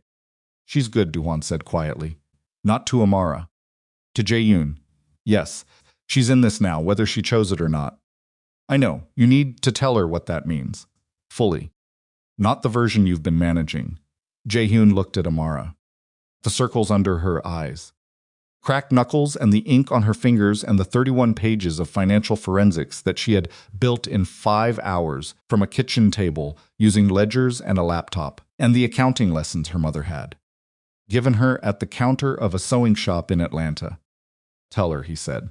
At 10 p.m., he sent the document to all 6 consortium board members simultaneously with a personal message to each that was specific, referencing details about each man's business interests, the history of their relationship with both families, the particular pressure points that would make a man in his position take 30 minutes with a document he might otherwise file away. Not threatening. Precise. At 23, the first red receipt came back. 10:31, the second. At 10:44, his phone rang. A board member named Shin Dae-won, the eldest member of the consortium, 71 years old, who had been in the shipping industry since before Tae-sung had built his first warehouse. Shin Dae-won did not call people in the middle of the night unless the conversation warranted it. Jae-hyun picked up. "I've read your material," Shin said. "No greeting. Straight to it. I want to hear one thing from you directly, not from the document. Ask the woman in the photograph. A pause. Is she the reason for all of this? Or is she the excuse Tae-sung is using to cover what he's been running? Jae-hyun was quiet for exactly 1 second. Both, he said. She is the reason, and Tae-sung is using her as the excuse. Those things are both true, and they're not in conflict. Silence on the line. The document is thorough, Shin said finally. I'll need until Friday to verify the account trails independently. I'll have my attorney coordinate with your team. One more thing. The old man's voice was dry and precise. The woman. Is she safe? Jae-hyun looked across the room to where Amara was standing at the window with a glass of water, looking out at the city. Her back was to him. The skyline was behind her, all lit up and relentless, the way Manhattan was every night, regardless of what was happening inside any of the buildings stacked up against it. She's safe, Jae-hyun said. I'm making sure of it. Shin hung up.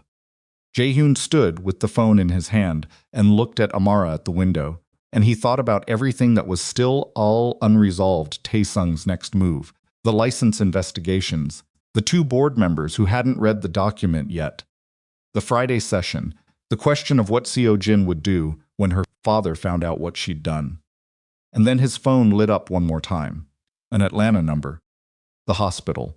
His chest went tight in a way that had nothing to do with the consortium or the accounts or the war that was grinding forward on 3 fronts simultaneously. He crossed the room in 6 steps and held the phone out to Amara without a word. She turned from the window and looked at the screen and went absolutely still.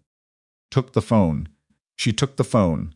She pressed it to her ear, and standing at the window 60 floors above Manhattan, Amara Whitlock listened to a doctor in Atlanta tell her something. And Jae-hyun watched her face change in the way faces only changed when the thing you had been holding your entire body rigid against, finally, after everything, broke in the right direction. The doctor's name was Reeves, and Amara had memorized his voice, the way you memorized the sound of a door you weren't sure would open. He told her the surgery had gone cleanly, that the tumor had come out whole, no margins left behind, no complications with the spinal cord decompression. That Lorraine Whitlock's early motor function indicators were tracking better than the pre-surgical projections had estimated. That she was awake, alert, oriented, and had asked twice for her phone, and once for something to eat, which the nursing staff considered an excellent sign. Amara heard all of it. Her body processed it in pieces, the way the mind processed information that was too large to take in, at once one sentence landing, then a pause, then the next sentence, landing somewhere slightly different. The full picture assembling, slowly being built from the inside out.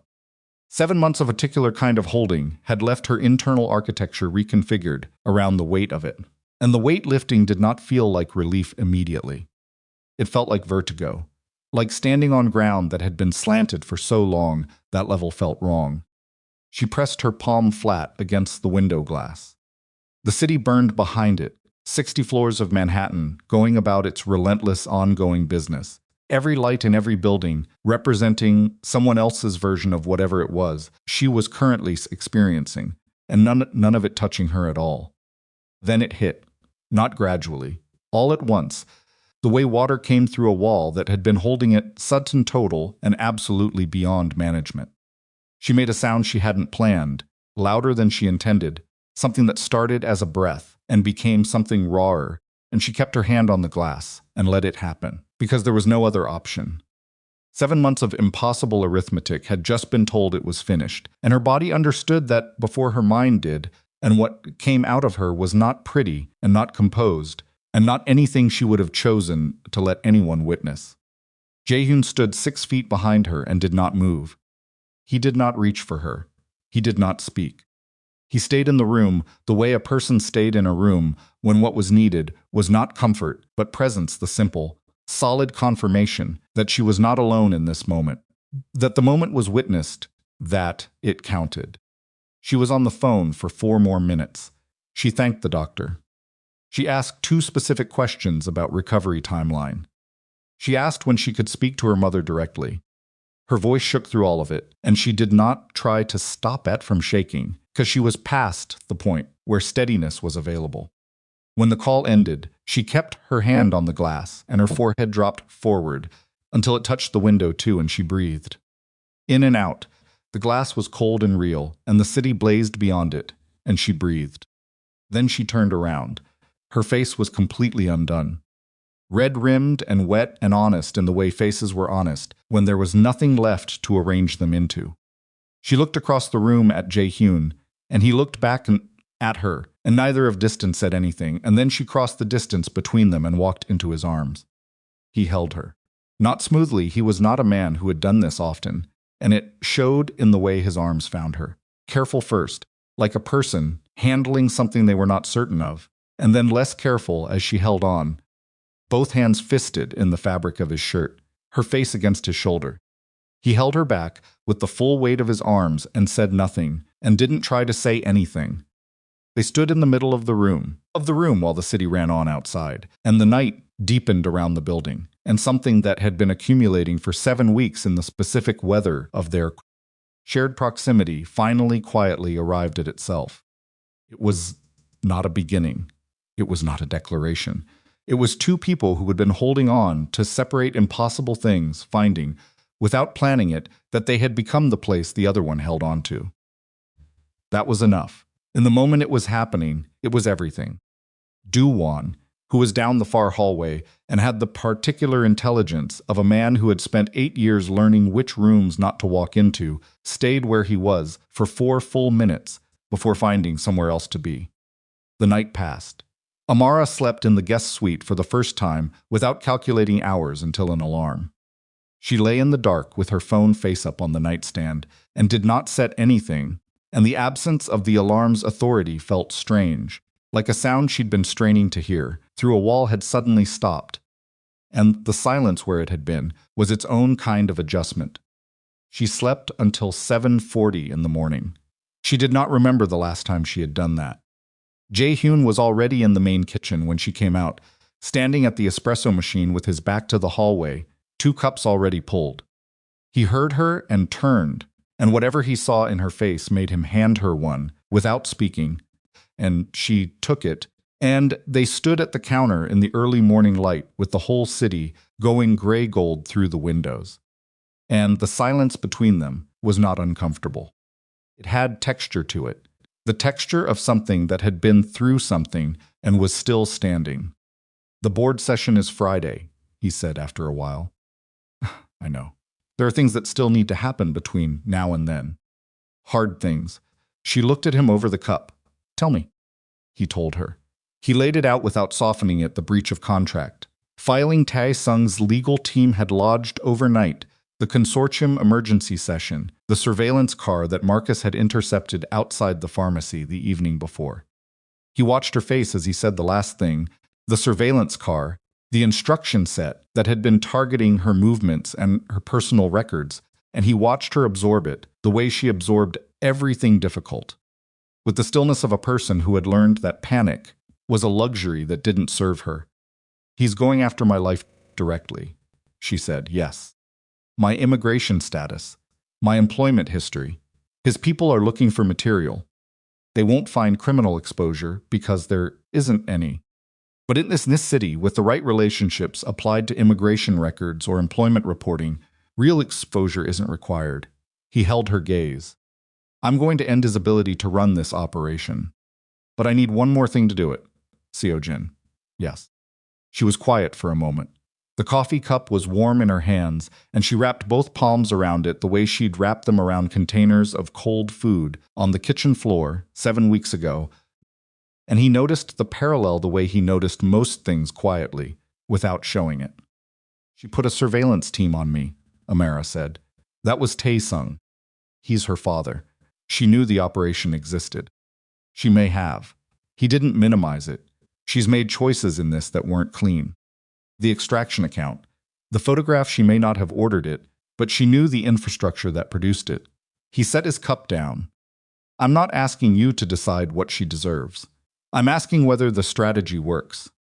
Amara looked at the window, at the city, at the specific quality of October morning light on Manhattan granite, which had a hardness to it that she had never fully gotten used to in 3 years of living here, coming from a city where the light was softer, and the buildings didn't press back against it the same way.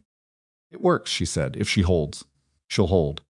She built a 3-year financial structure inside her father's operation without his knowledge. That doesn't happen by accident. She's disciplined when her survival is on the line. Her survival has always been on the line, Amara said. She grew up inside the same machinery you did. She just learned different moves. He looked at her. You're more generous to her than I expected. I'm not generous to her, she said. I just understand how that world shapes people. You told me about it yourself. She met his eyes. That doesn't mean I forgive her for the glass. Or for the surveillance. It just means I can separate what she is from what she did. He was quiet for a moment. That's a harder distinction than most people make. Most people haven't had to make it as often as I have, she said, and there was no self-pity in it, just a statement of condition, the way you reported weather. He picked up his phone. He had calls to make, and the clock was running, and they both understood that the personal gravity of the morning was not going to stop the operational requirements of the day. That was something they also had in common, the ability to hold 2 registers simultaneously, the intimate and the strategic, the human and the procedural. Neither of them had the luxury of only living in one at a time. I'll need the accounts package by noon, he said, for Bryce's team. I'll have it by 10:30, she said. He looked at her. You don't have to work today. Your mother. I'll call her at 8. Then I'll work. She said it with the finality of someone who understood that motions was what kept her functional. I need to be useful right now. Don't take that from me. He didn't argue. She had the package done by 10:15. The day moved at the velocity of a thing that had been building pressure for a long time and was now releasing all at once. Bryce's forensic team pulled the destination account verification by noon and confirmed Soo-jin's beneficial ownership through the 3-layer holding structure. The license withdrawal notifications from the DFS arrived at 1 p.m., which Bryce identified immediately as a reversal of the original pressure Taesung, pulling back the administrative strikes to regroup, which meant he was recalculating, which meant the account evidence had reached someone in his circle and introduced uncertainty. Uncertainty was what Jae-hyun needed. Uncertainty meant the opponent was no longer executing a prepared plan. It meant he was improvising, and improvisation at Taesung's level produced mistakes. 2:30, Jae-hyun called Seo-jin. He did not go to a bar this time. He made the call from his study with the door open, and Amara 15 feet away at the dining table, and he did not make that choice accidentally. Seo-jin answered on the 3rd ring. I wondered when you'd call, she said. The extraction account, he said. Your father doesn't know. Pause. Short. She was not surprised that he knew. She was surprised he'd led with it. No. I have documentation. Full chain. Cayman entity. Nominee structure. Authorized signatory. 3 years of transfers. I assumed you would. Your father is going to find out regardless, he said. Question is whether he finds out from me through a consortium board proceeding or from you directly. He paused. One of those positions leaves you with some control. The others don't. Silence on the line. Long enough that he could hear her breathing, slow and controlled, the breathing of a woman who had been training herself for exactly this kind of conversation since she was old enough to understand what her family was. And in exchange for this generosity, she said, You want me to pull the board session. I want you to make 2 calls. One to Park Yong-soo requesting a postponement for additional document review. One to Shin Dae-won confirming that the Yoon family will not be pursuing the emergency dissolution motion at this time. He kept his voice even. That buys us until Friday. By Friday, the evidence is in front of the full board through proper channels, and the narrative belongs to the documentation, not to whoever speaks loudest. And my account stays between us, he said, unless your father escalates after Friday, in which case all protections end and everything goes to the board simultaneously. She was quiet again. He let the quiet run. He did not fill it. The woman in your building, Seo-jin said finally. Amara Whitlock. Yes. You're protecting her. Yes. My father has people looking at her records. I know. That ends when you make the calls. You're certain it ends. Your father moves when he believes he has leverage. When the leverage is gone, he moves to the next position. He's pragmatic. A pause. More pragmatic than you've given yourself credit for being. A long exhale on the line. The sound of someone making a decision they had actually already made, and were now simply saying out loud. "I'll make the calls," she said. "Thank you." "Don't." Her voice was flat. "This isn't about you. This is about the position I'm in when the dust settles." "You know that." "I know," he said, knowing it doesn't change the outcome. She hung up. He sat in the study for a moment with the phone in his hand, and the door open, and the sounds of Amara, working at the table, drifting through, the soft rhythm of pages turning and pen on paper, a sound like green wood, that he had just made a deal with a woman who had thrown a glass at Amara's face and spent 3 years stealing from him, and that the deal made complete sense, and that the sense it made was not comfortable but was real. The world he operated in was not a world of clean choices. It had never been. The men who pretended otherwise were either naive or lying, and he had learned to tell the difference when he was young enough that the lesson had stuck permanently. What you could do, if you were careful and honest with yourself, was make the least wrong choice available and own it fully. This was the least wrong choice available. He went back to the table and told Amara what had been said. She listened without interrupting. When he finished, she was quiet for a moment, looking at the account documents spread across the table. Then she looked up. "She's going to tell her father tonight." "Yes, he's not going to take it well." "No. But a man dealing with an internal crisis in his own family is a man with less bandwidth for external operations." He pulled a chair out and sat across from her. "We need the board package finalized tonight. We need the board package finalized. Whatever Taesung does in the next day, motion goes to the board tomorrow morning, and it needs to be complete." "I know." She was already reaching for the next ledger. "I need 3 more hours. I'll stay." She looked up briefly. Something passed through her face, not surprise. Exactly, but something in the neighborhood of it. The specific expression of a person recalibrating to the presence of someone who meant what they said. "Okay," she said. She worked.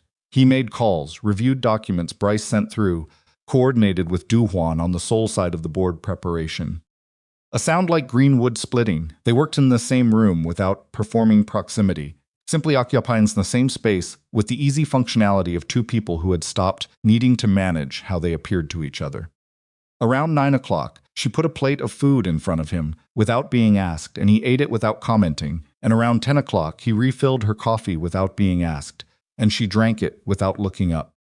At 11:47 p.m., she put down her pen and said, "It's done." He looked at the stack of documents.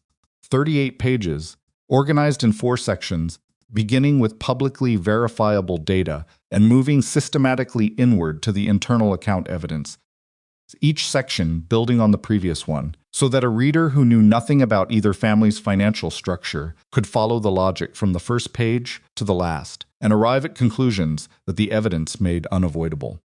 He read it straight through. Then he read 3 pages again. "This is the strongest version of the case," he said. "It's the accurate version," she said. "Whether it's strong enough depends on the board. Shin Dae-won is going to understand it in 20 minutes. Shin Dae-won already understands it. He understood it when he asked about Kim Sung-woo at the session. He's been waiting for documentation to confirm what he already suspected." She rubbed her eyes. "Question is the middle votes.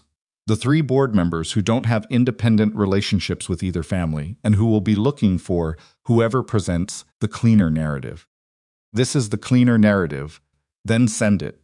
He sent the package to all 6 board members at midnight.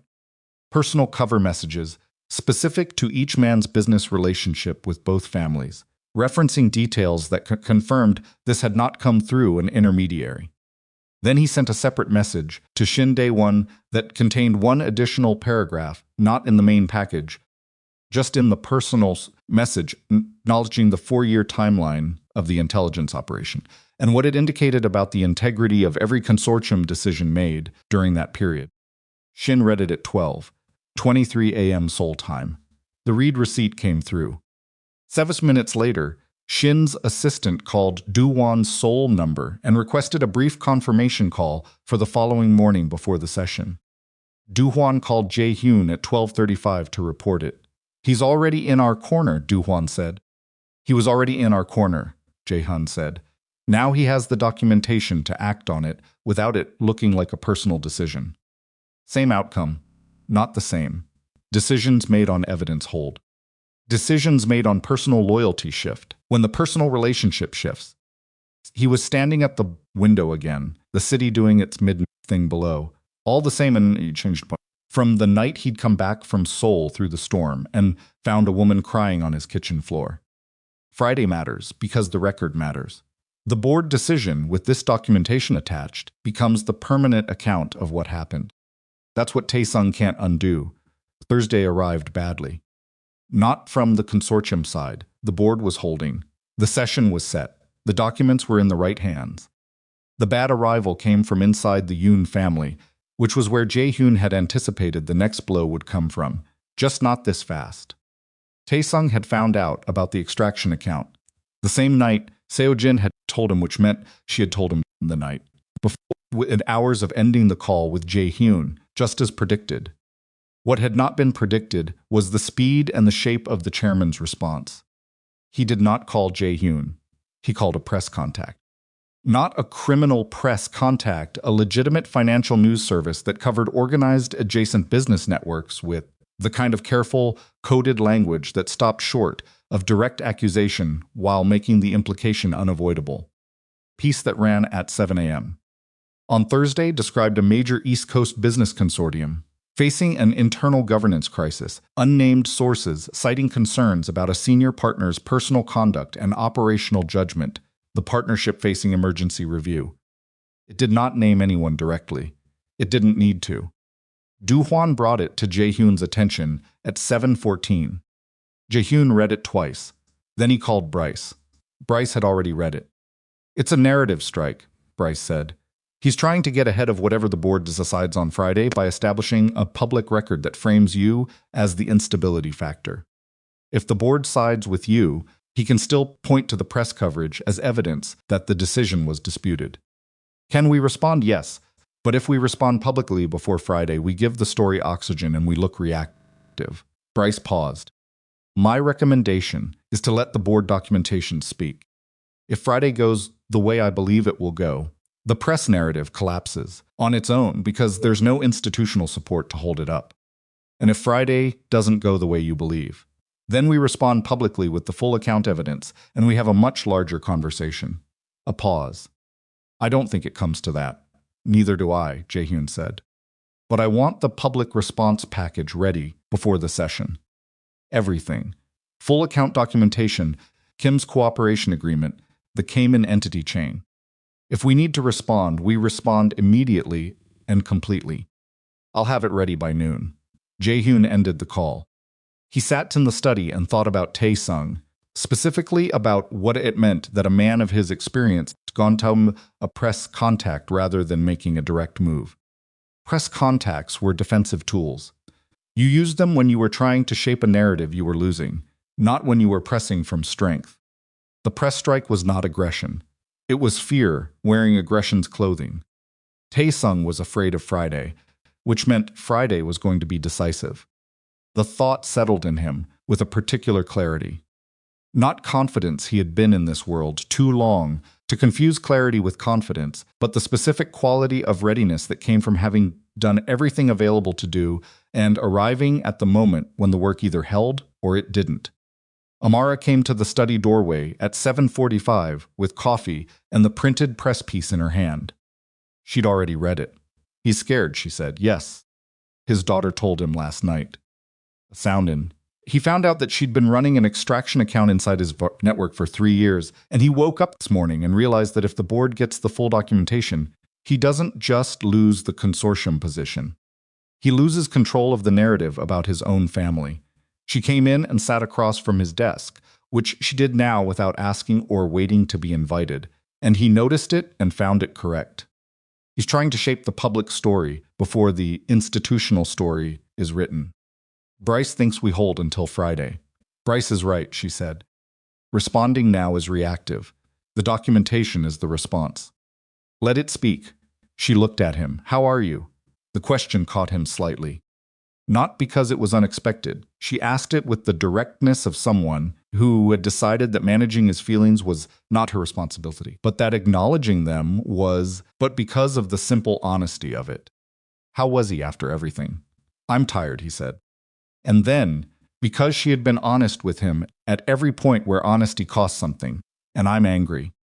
At Kim, still, even though I understand the mechanics of how it happened. 11 years is 11 years, and the betrayal of it doesn't go away because the explanation makes sense. She looked at him steadily. You're allowed to be angry at him. I know, but you're not going to do anything with it. No. Because you're choosing not to, she said.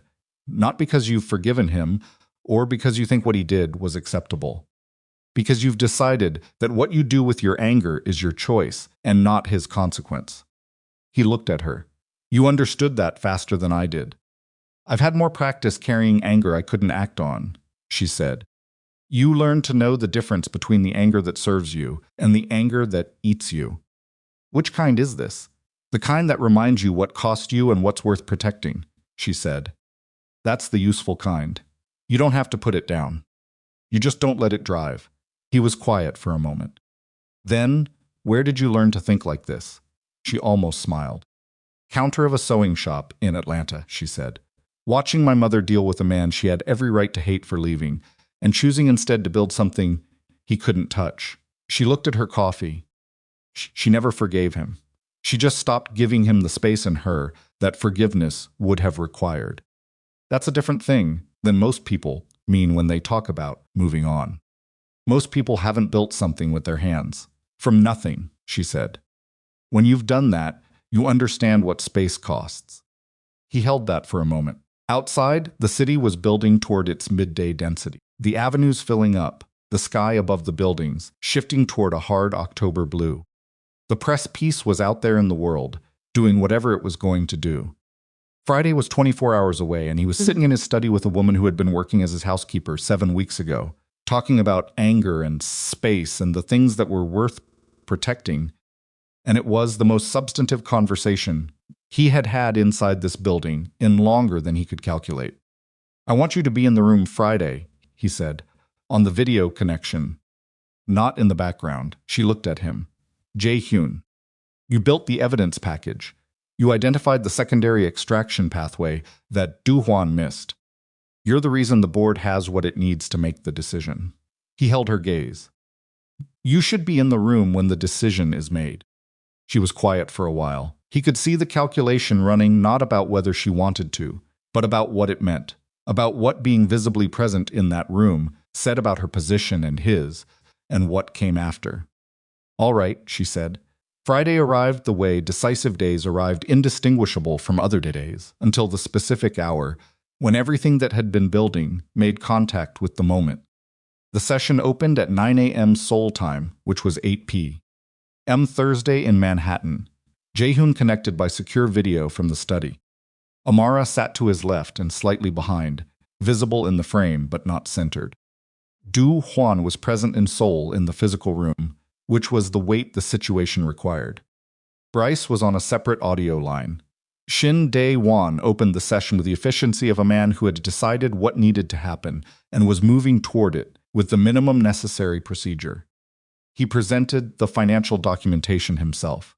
Not delegated, not handled by a staff member, Shin Dae-won, 71 years old, the longest-serving member of the consortium board. A sound like green wood splitting walked the assembled members through the account evidence with the measured authority of someone who had made his decision, and was now building the record to support it. He was precise. He was fair. He presented Tae-sung's representatives with opportunity to respond at 3 separate points in the presentation, and all 3 responses were procedural rather than substantive, which told the room everything it needed to know about whether the underlying evidence was being disputed. Tae-sung's lead representative requested a 60-day suspension of proceedings to allow for independent verification.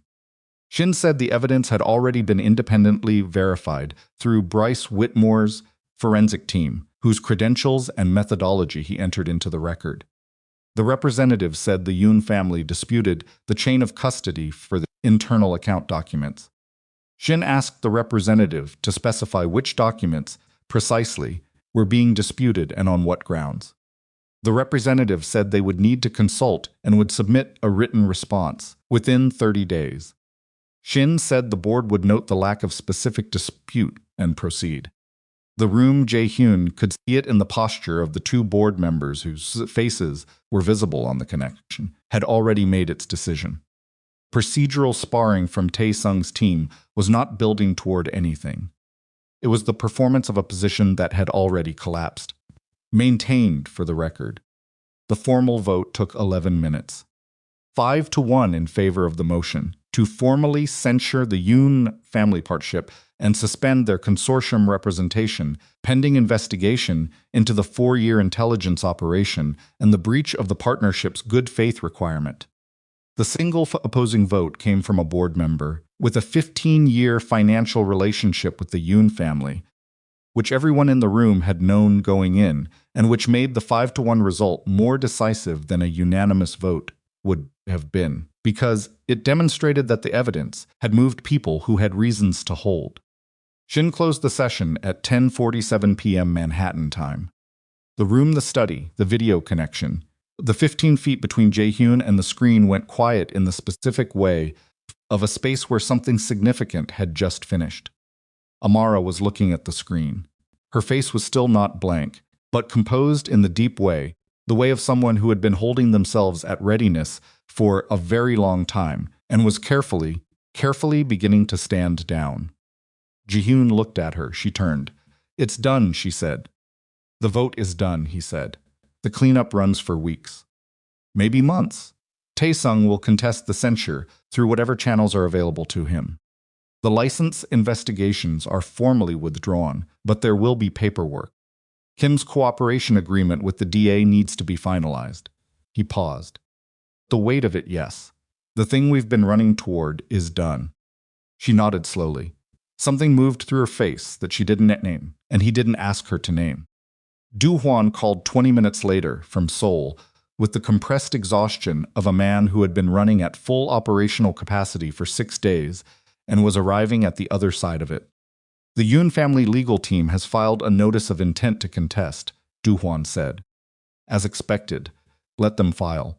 Bryce's team is prepared for every procedural avenue they have available." Seo Jin was not present at the session. No, she withdrew from the family's legal representation this morning. Seoul sources say she left for Jeju this afternoon. A pause. "She's removed herself from the field. She made her calls," Jae-hyun said. "She positioned herself for what comes after her father's fall." What she always does. He was quiet for a moment. "She'll be fine. She's built for this. And Kim?" "Bryce coordinates with the DA from here. Kim cooperates fully, the cooperation is documented, and whatever comes out of that process comes out of it. I don't want it accelerated or protected. Let it proceed the way it proceeds." Do-hwan was quiet for a moment. "You're being more measured about this than I would be." "Anger doesn't change what happened," Jae-hyun said. "And I need my energy for what's next." A pause. "What is next?" Jae-hyun looked at the study doorway, where the penthouse beyond was quiet and lit, and no longer felt like a fortified position. "Something I should have built a long time ago," he said. "Something worth the cost of everything that protects it." Do-hwan was quiet for longer than he usually allowed himself to be. "Get some sleep," he said finally. "You too." He ended the call. He found Amara in the service kitchen. Of course he found her there. She was at the small counter with a cup of the bad percolator coffee and her shoes off.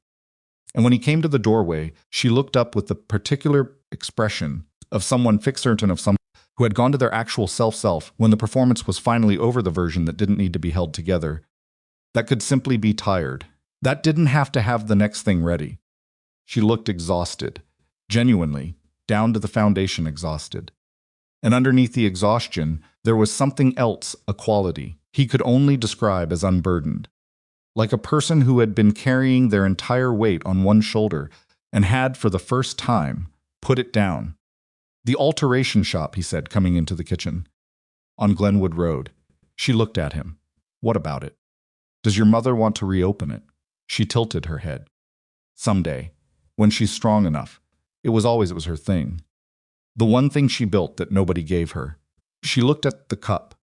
Why? Because I want to understand what I'm trying to protect, he said. Not in the abstract. Specifically, what it looks like and what it needs and what it takes to keep it. She studied him. You want to protect a sewing shop in Atlanta. I want to protect the woman who built it and the daughter who spent 7 months working 3 jobs so she wouldn't lose it. He held her gaze. I want to understand what that looks like in practice. Not as a gesture, as a real thing. She was quiet for a moment. The coffee was wrong, and the kitchen was small, and the city pressed against the windows 60 floors below, and it was nearly midnight, and the week had cost more than either of them had fully accounted for, yet. It looks like showing up, she said finally, consistently. Not spectacularly, just consistently, even when it's inconvenient. I can do that. You've never done it before, I know. He did not look away. I'm telling you I'm going to try. Not that I'll be good at it. I'll probably be difficult, and I'll probably get things wrong in specific ways that will require patience from you that you'll have to decide whether I'm worth. He paused. I'm telling you I want to try. She looked at him for a long time. The look she had, the one that saw through the architecture of a person to the actual structure underneath. The one that had been seeing him since the night in the kitchen 7 weeks ago, when he had stepped out of the chateauneuf and asked how long she'd been carrying something alone that look was present and full and entirely without performance. I need to go to Atlanta, she said. I know, my mother needs me there. The recovery is going to be long and she's going to need help, and I'm the only person in her life who, she stopped. Pressed her lips together. I need to go. I've arranged the transportation, he said. Car and flight, whenever you're ready. She started to say something. Before you refuse it, he said, understand that this is not a transaction. It's not leverage. It's not a bow on a debt. He held her gaze. Car and a flight. Let someone take care of the logistics. She closed her mouth, looked at him. You really do have to stop doing that. Doing what? Saying the exact right thing before I can object to the wrong thing. I'll work on being less precise, he said. She almost laughed. It was small and exhausted and real, and it was the most unguarded thing he had seen on her face in 7 weeks, and it landed in him somewhere deep and permanent. 2 weeks, she said. I'll be in Atlanta for 2 weeks. I'll be here. I'm not coming back to the housekeeper position. I know. I haven't decided what I'm doing instead. I have thoughts, he said. They can wait until you're back. She looked at him. In the low light of the small kitchen, with the bad coffee and the city noise rising faintly from 60 floors below, she looked like exactly what she was, a woman who had been through something enormous and was still standing. Slightly wrecked, but fundamentally intact, carrying the particular dignity of someone who had not let the weight of the world make her less than herself. When I was on your kitchen floor, she said, that night. Yes, I thought it was the worst night of my life. She looked at the window. I thought everything I'd been holding was finally collapsing. I thought I was going to lose the job and not make it in time, and my mother was. She stopped. Breathed. I thought it was over, I know, he said quietly. It wasn't over. She looked back at him. It was just the night, the thing that came after it started. He held that for a moment. All of it, the kitchen floor and the cold food and the cracked hands and the phone call and the question he'd asked her that he hadn't fully understood himself when he asked it. How long have you been carrying this alone? 7 weeks ago, and the full weight of everything that had come from it. Yes, he said. That's exactly what it was. She set the coffee cup down. She put her shoes on slowly, the shoes of someone who had been on their feet for too long and was giving herself permission to notice it. She stood up, and she was close enough that the kitchen's smallness made the space between them personal, and she looked at him one more time with the look that saw through the architecture. Jae-hyun. Yes, thank you. For the night you stepped out of the shadows. She said it simply, without embellishment. Whatever the rest of it was, and it was a lot, you stepped out of the shadows when you could have stayed in them. That mattered. He looked at her. He thought about everything he could say. He had spent 20 years building the vocabulary of power precise, calibrated, designed to produce specific effects in specific people. He had none of that vocabulary available for this. What he had was true. "Go sleep," he said. "I'll have Marcus ready for the drive to the airport whenever you are." She nodded once. She moved past him toward the hallway, and he stayed in the service kitchen with the bad percolator and the low ceiling, and he listened to her footsteps go down the hall. And he stood there in the quiet and did not try to make the moment into anything other than what it was. She left for Atlanta at 6:30 the next morning. He was awake and in the main kitchen when she came through with her bag, and he handed her coffee for the car without a word, and she took it without a word. And Marcus waited at the elevator with the particular patience of a man who had been doing this long enough to understand which silences were his business and which were not. She stopped at the elevator. She looked back at him across the kitchen. "I'll call," she said. "I'll answer," he said. The elevator closed. He stood in the kitchen for a while. Then he went to the window. The city was going gray-gold with early morning, the avenues just beginning to fill, the Hudson flat and silver in the distance. And he stood there and looked at it the way he had looked at it 1,000 times from this window, the view that was something about having built a position, about having arrived somewhere. He had always looked at it and felt the satisfaction of the structure. The empire. The 20 years of work made visible in the scale of what he could see from up here. He still felt it. The structure was still his. The work still stood. Nothing about what had happened in 7 weeks had weakened what he'd built, if anything. The pressure had clarified it, burned off what was dead weight, and what remained was sharper and better understood. But it was no longer the only thing in the frame. He thought about his mother. The dry cleaning shop in Flushing, 1,200 square feet that were entirely hers, that nobody had given her, that she had worked 4 jobs for 3 years to make possible. He had taken what she built in him and made an empire from it, and had believed for 20 years that the empire was the point. He understood now that the empire had always been the means. The point was the thing you were willing to stand in front of the empire to protect. A woman from Atlanta with cracked hands and cold food and 31 pages of forensic accounting who had refused his money at her lowest point because she understood what owing something to the wrong person cost. Who had walked into his war without choosing it and had fought her way through it with the tools she had numbers, an instinct and the particular stubbornness of someone who had learned young that the only things worth trusting were the things you built yourself. He did not become a different man at the window. He was still Kang Jae-hyun. He would still run the network with the precision and patience that had built it over 20 years. He would still sit across from dangerous men and show them exactly what he chose to show. He would still make decisions that carried costs, because the world he operated in had not changed and did not intend to. But the interior of it had changed. It had a center now that it hadn't had before. Something that was not fear, not ambition, not the forward momentum of a man who had learned early that stopping was dangerous. Something quieter and more durable and considerably more difficult to build than any of those things. He picked up his phone and made 3 calls. The first to Bryce, confirming the cleanup timeline. The second to Do-hwan, with 3 operational decisions that needed to be executed before the week was out. The third to a real estate attorney in Atlanta, a sound like green wood splitting, regarding a ground-floor apartment in the Edgewood neighborhood with wide doorways and good light, and a deed that would be transferred into the name of Lorraine Whitlock, free and clear, before the end of the month. Then he put the phone down and went back to work. 14 days later, Amara called from Atlanta on a Tuesday afternoon. He was in a meeting and he stepped out to take it, which Do-hwan noted and did not comment on. She sounded different. Not lighter, that wasn't it exactly. More grounded, more fully herself, as though the 2 weeks in Atlanta had given her back something she'd been running on reserves of since long before the night on the kitchen floor. She'd been sleeping. She'd been cooking. He didn't see. She'd been sitting on the back porch with her mother in the October sun while Lorraine did the hand exercises the physical therapist had assigned, both of them, in the warmth that moved differently in Atlanta than it did in New York.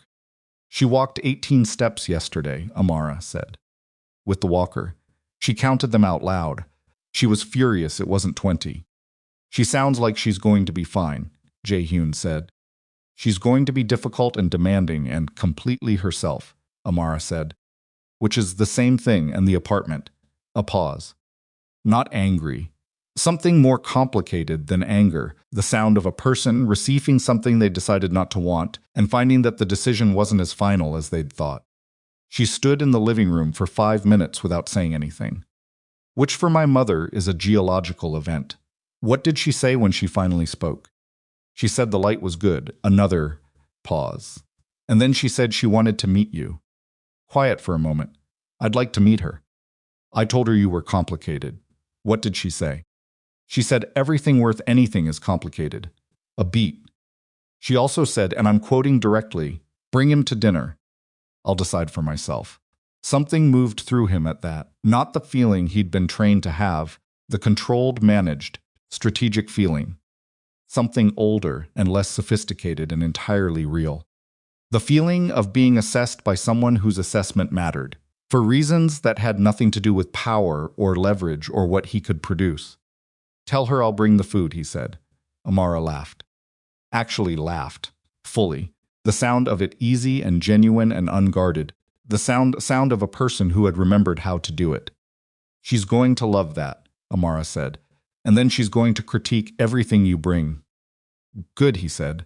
I'll bring enough that she has a lot to work with. They talked for a while longer. Not about strategy, not about the consortium or the cleanup or the documentation that was still moving through its slow institutional channels. About the alteration shop on Glenwood Road, which Lorraine had walked past twice already and had opinions about the window display.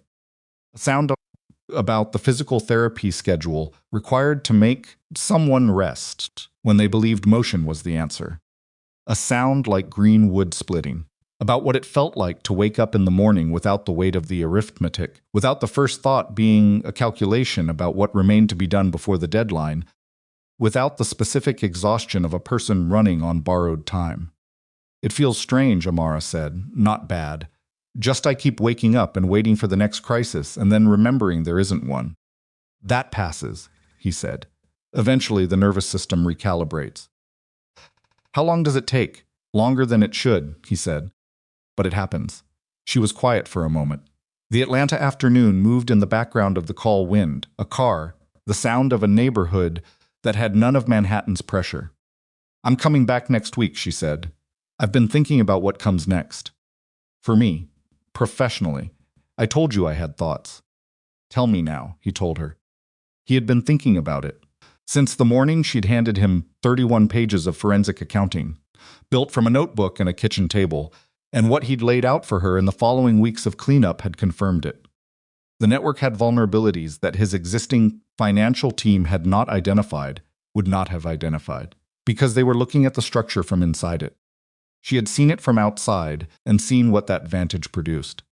He needed someone who could hold both views, the internal architecture and the external eye that found what insiders stopped seeing. He offered her a position with real authority, real compensation, and a contract that was not contingent on anything personal between them. He said the last part directly, because it was important that it be direct. She listened without interrupting. When he finished, she was quiet for a long moment. You're offering me a real job, she said. Yes, not because of anything else. The job stands regardless of anything else, he said. Those are separate things, and I need you to know they're separate. I know, she said. I was just making sure you knew I knew. I know. Another pause. I'll need a week to think about it. Take the week. And Jae-hyun. Her voice settled into something careful and direct, the register she used when she was saying something that cost something to say. If I take this, if I come back and we try to build both things at once, I need you to understand that I'm not going to manage myself for you. I'm not going to perform composure or make myself easier to have around. I'm going to be exactly who I am, and sometimes that's going to be inconvenient. I know who you are, he said. That's why I'm asking. She breathed out, the long exhale of someone arriving at a decision they'd been approaching for a while. 1 week, she said. 1 week. The call ended. He stood in the corridor outside the meeting room with his phone in his hand and the sounds of the building running around him.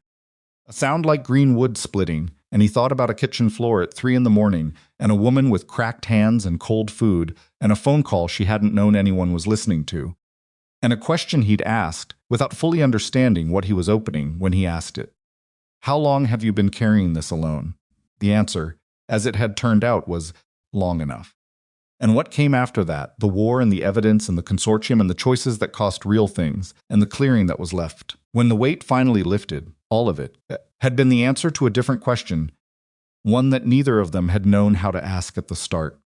What was all of this for? He went back to the meeting. He sat at sound like green wood splitting, and worked through the afternoon with the precision and patience that 20 years had made into something indistinguishable from his nature, and the people across from him saw what they had always seen. The controlled intelligence. The careful deployment of everything he knew. They did not see what had changed inside the structure of it. Do-hwan saw it. At the end of the meeting, when the room had cleared, Do-hwan stayed in his chair and looked at Jae-hyun across the long table. She's coming back, Do-hwan said. Next week, and she's thinking about the position. Do-hwan was quiet for a moment. Outside the conference room windows, Manhattan was moving into its early evening, the sky between the buildings, going the particular blue that came just before dark, the city shifting into its night register. I was wrong about her, he said, for the second time. Each time meant differently. You were doing your job, Jae-hyun said. You were protecting the operation. I was protecting the operation, I understood, Do-hwan said. She changed what the operation was for. A pause. That changes what protecting it means. Jae-hyun looked at him. Do-hwan looked back. 8 years between them, the weight of everything they'd been through together visible in the way they occupied the same room without needing to fill it. Yes, Jae-hyun said. It does. He drove home in the back of the car with the city, running past the windows in its evening mode, and he did not think about the consortium or the cleanup or the documentation or any of the operational threads that were still in motion. He thought about a dry cleaning shop in Flushing and a back porch in Atlanta and 18 steps counted out loud by a woman who was furious it wasn't 20. He thought about what it meant to build something worth protecting.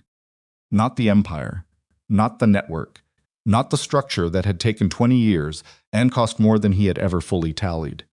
Something smaller, harder, more honest, the kind of thing that didn't make itself known until you stumbled into it at 3 in the morning, through a kitchen door in a building that should have been empty, and found a woman on your floor eating cold leftovers and trying not to let the world hear her fall apart. The kind of thing that once you saw it, you couldn't unsee. He did not lose his empire for her. He finally discovered what his empire was supposed to protect, and that the knowing of it, the choosing of it, the daily work of building something worthy of the cost was the hardest and most necessary thing he had ever done.